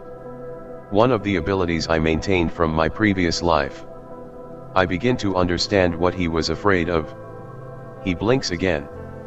She flickers again. She is right behind us. I half expect her to kill Aurelio then and there. But the hateful woman's statue is looking over his shoulder instead. In front of us are more people. These people move, breathe, are alive. In this place, it is they who are the apparitions. If there was any doubt, it was dispelled by one of the people in front of us now. Myself, living again. In a person's time in the strange realm of the earth, this is the only impossibility. The scene before us is this. The barqueros, the old barqueros, are talking among themselves. Things are getting heated. Some of us think we've gone too far up in the tower. That we need to leave now. Leading the opposition is myself. Others think that this is the culmination of our exploration, don't ever call it research. And Aurelio with a little more hair and a little less belly is speaking for this group. They're all shouting now. I remember this part. You've let yourselves be seduced by it? The world is a labyrinth and this is the center. What do we gain by knowing any of this shit? What did we spend all these years looking for? A gyre of points and counterpoints, swirling under our feet as we tried to make sense then and there of the decade we burned up in pursuit of the deeper currents. Then and now, I can feel the sharks circling in the waters underneath us. A fish's sense. The electricity is all wrong in this place. Here is where what is happening diverges from my memories. The barqueros all stop talking. The ghosts before us hold their positions, simulating the movements of breathing, of waiting. This was where Aurelio told us all that he was going in and damn the rest of us if we didn't. I can see him, the real Aurelio, replaying the moment in his hard head. The woman behind us speaks, finally, a voice like mist breathing from an icy cliffside down onto the rocks below. Cold, slow, half whisper. She says, choose. Like an injury, a person learns to live with different kinds of regret. Some kinds ache softly in the knees or the wrists, returning for a visit when the rain comes down. Some kinds are a pinched nerve, pain that from time to time prevents you from turning your neck to look back over your shoulder. The wounds we get when we hurt ourselves, hurt others for what we think is the right thing, though. Those don't close. They fester, infecting every other decision within you. This day, so long ago, is a knife that has been sticking out of Aurelio's chest. His hand is creeping toward an invisible hilt 3 inches from his heart, even if he doesn't know it. The voice of mist behind us breathes again. A little louder this time. Aurelio feels it like he feels the wind in the forsaken valley outside. She says, knowing all of the things that you know now, Aurelio Rojas, what do you choose? I turn back to look at her. The bitch is smiling now. A neatly diagrammed problem. If Aurelio expresses desire for a different outcome, it destroys him. Every death, every one of his years after that night at the top of the tower is for nothing. The tower, more than anything, taught him what it really is to carry a burden. To be haunted. To renounce the mistakes of the past will pull the knife out of the wound, but the corruption merely spreads under the healed skin. The pain is so great. I can see it in him every time he comes to this goddamned place. But without the burden, the journey becomes pointless. A question to rip a man's soul from his body. If Aurelio makes the same decision again, he undersigns their decision to call us back to their hell. We had an advanced screening of the performance that ended the world yesterday. Knowing what we all do now, does he choose to witness again? To call others to it? He can stand by the certainty which has led him to where he is today, but the ground on which he stands is falling away by the second. The possibility of his curiosity being akin to complicity with the atrocity being visited upon everyone is one that threatens to crush him. This question, posed by the tower, is forcing a clarification of his situation. Utter annihilation, or unforgivable collaboration. I watched their performance in awe on that night. Visions more powerful than anything we had ever gotten with the herbs that we went so deep into the jungle hell to retrieve. A society of indescribable beauty. The inescapable damnation of the planet of hands. The eviscerated, nightmare love with which they regarded us. An experience speaking to the deepest levels of human expression, unspeakably alien to anyone with a speck of humanity left. It's no wonder they've tried to drive that from all of us. I was the first to be called. To them, it was a reward, for finding them first. Come back home, the spectral man told me, eyes beaming with tears of twisted happiness. It seemed the only option, really. The only sane thing to do when faced with such magnificent beauty was to surrender. I could see it in all of us, transfixed. I saw it in me too. What they saw in me was a way to eliminate the last threads of resistance holding us all back. And behind that part of me open to the beauty of the world and its fine systems was something else. Something older, and wiser. Something that walked hand in hand with the darkest fears that we hold. Something red. Through tears of ecstasy and joy, my hand found the long knife hanging from my belt. And in one fluid motion, passed down to me through what is dismissively referred to as the reptilian portion of my brain, I opened my own throat. Deep enough that my hands were not enough to stanch the curtain of blood pouring out of me. Blood enough to wash away even the visions crafted by this post-human non-humans.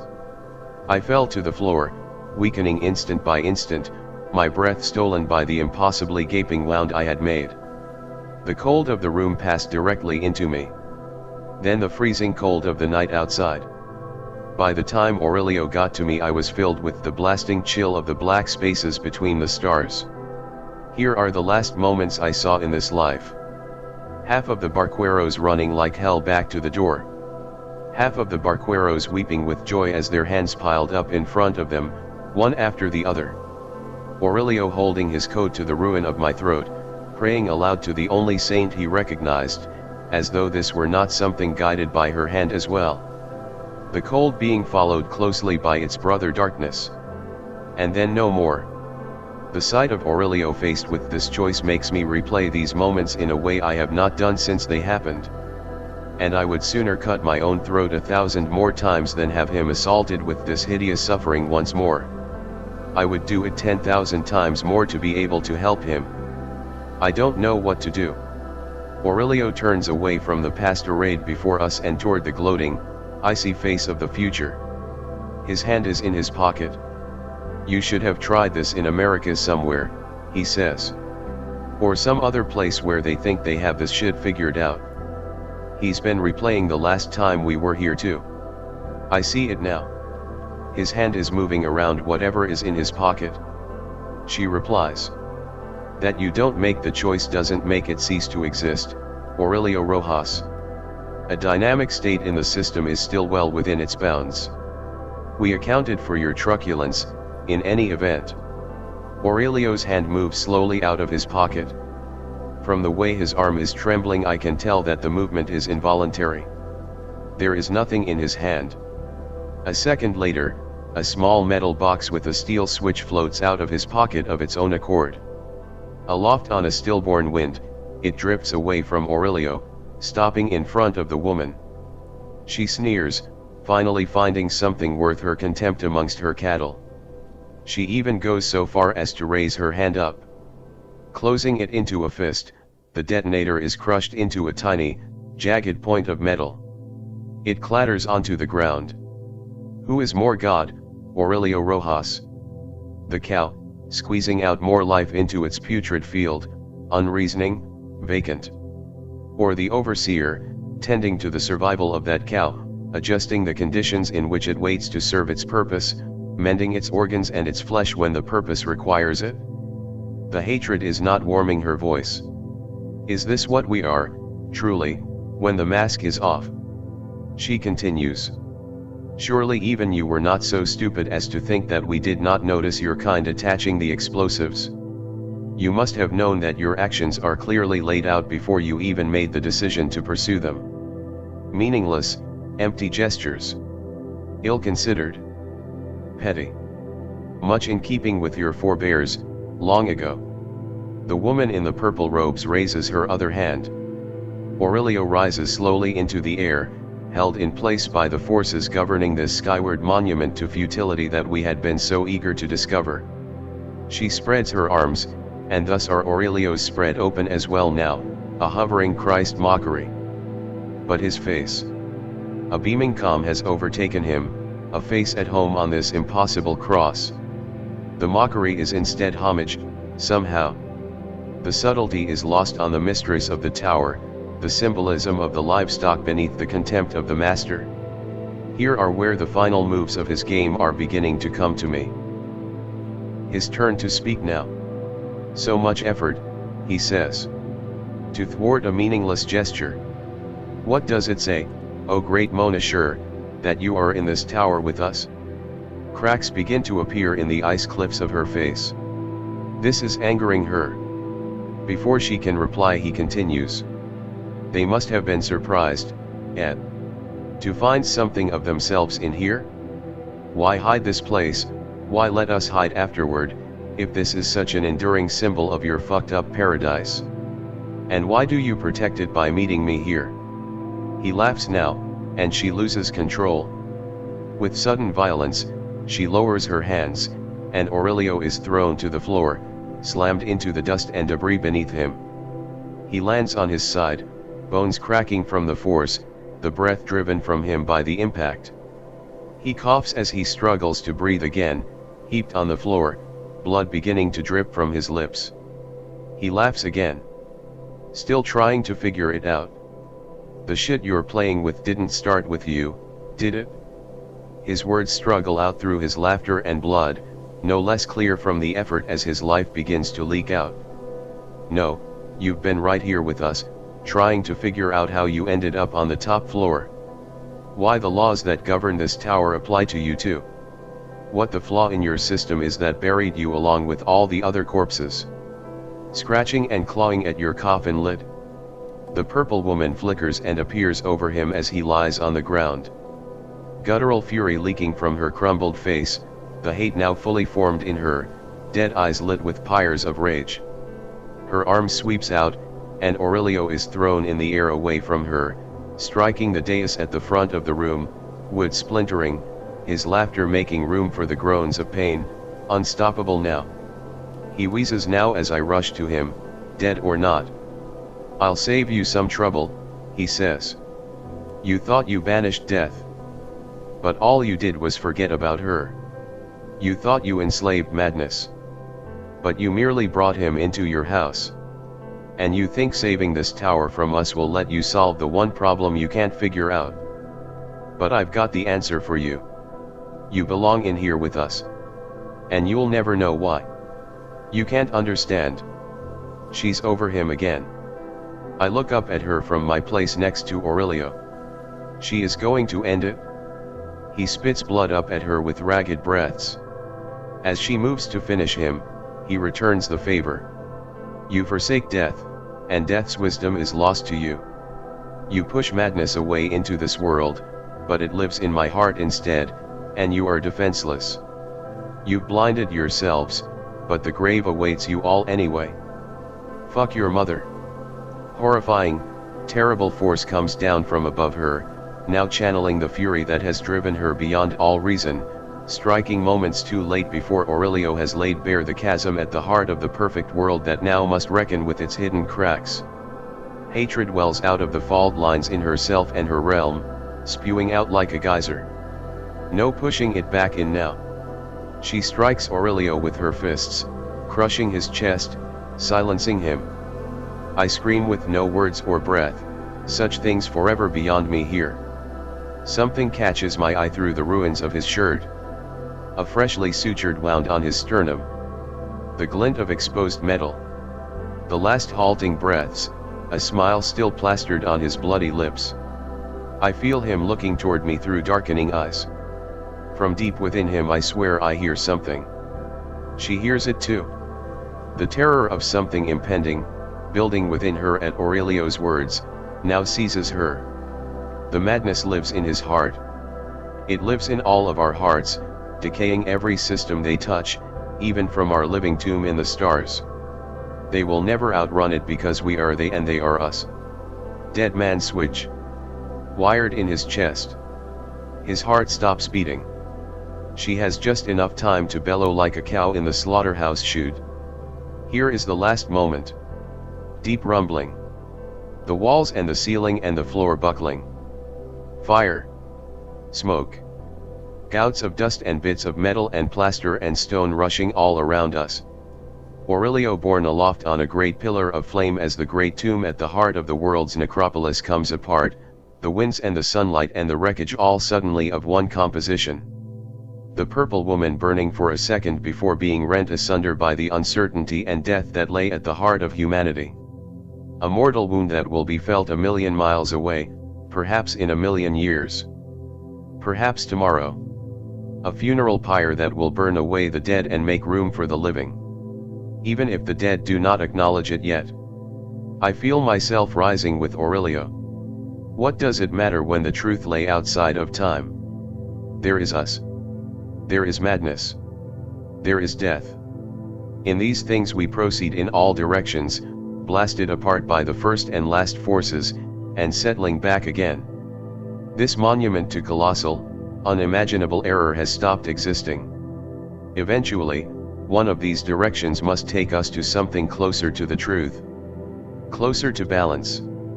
Death shows her face once more and guides us to mercy again. She shows her face to me at long last. I am with him in the end, in the sky of a world giving way to whatever the next may be. I know no more.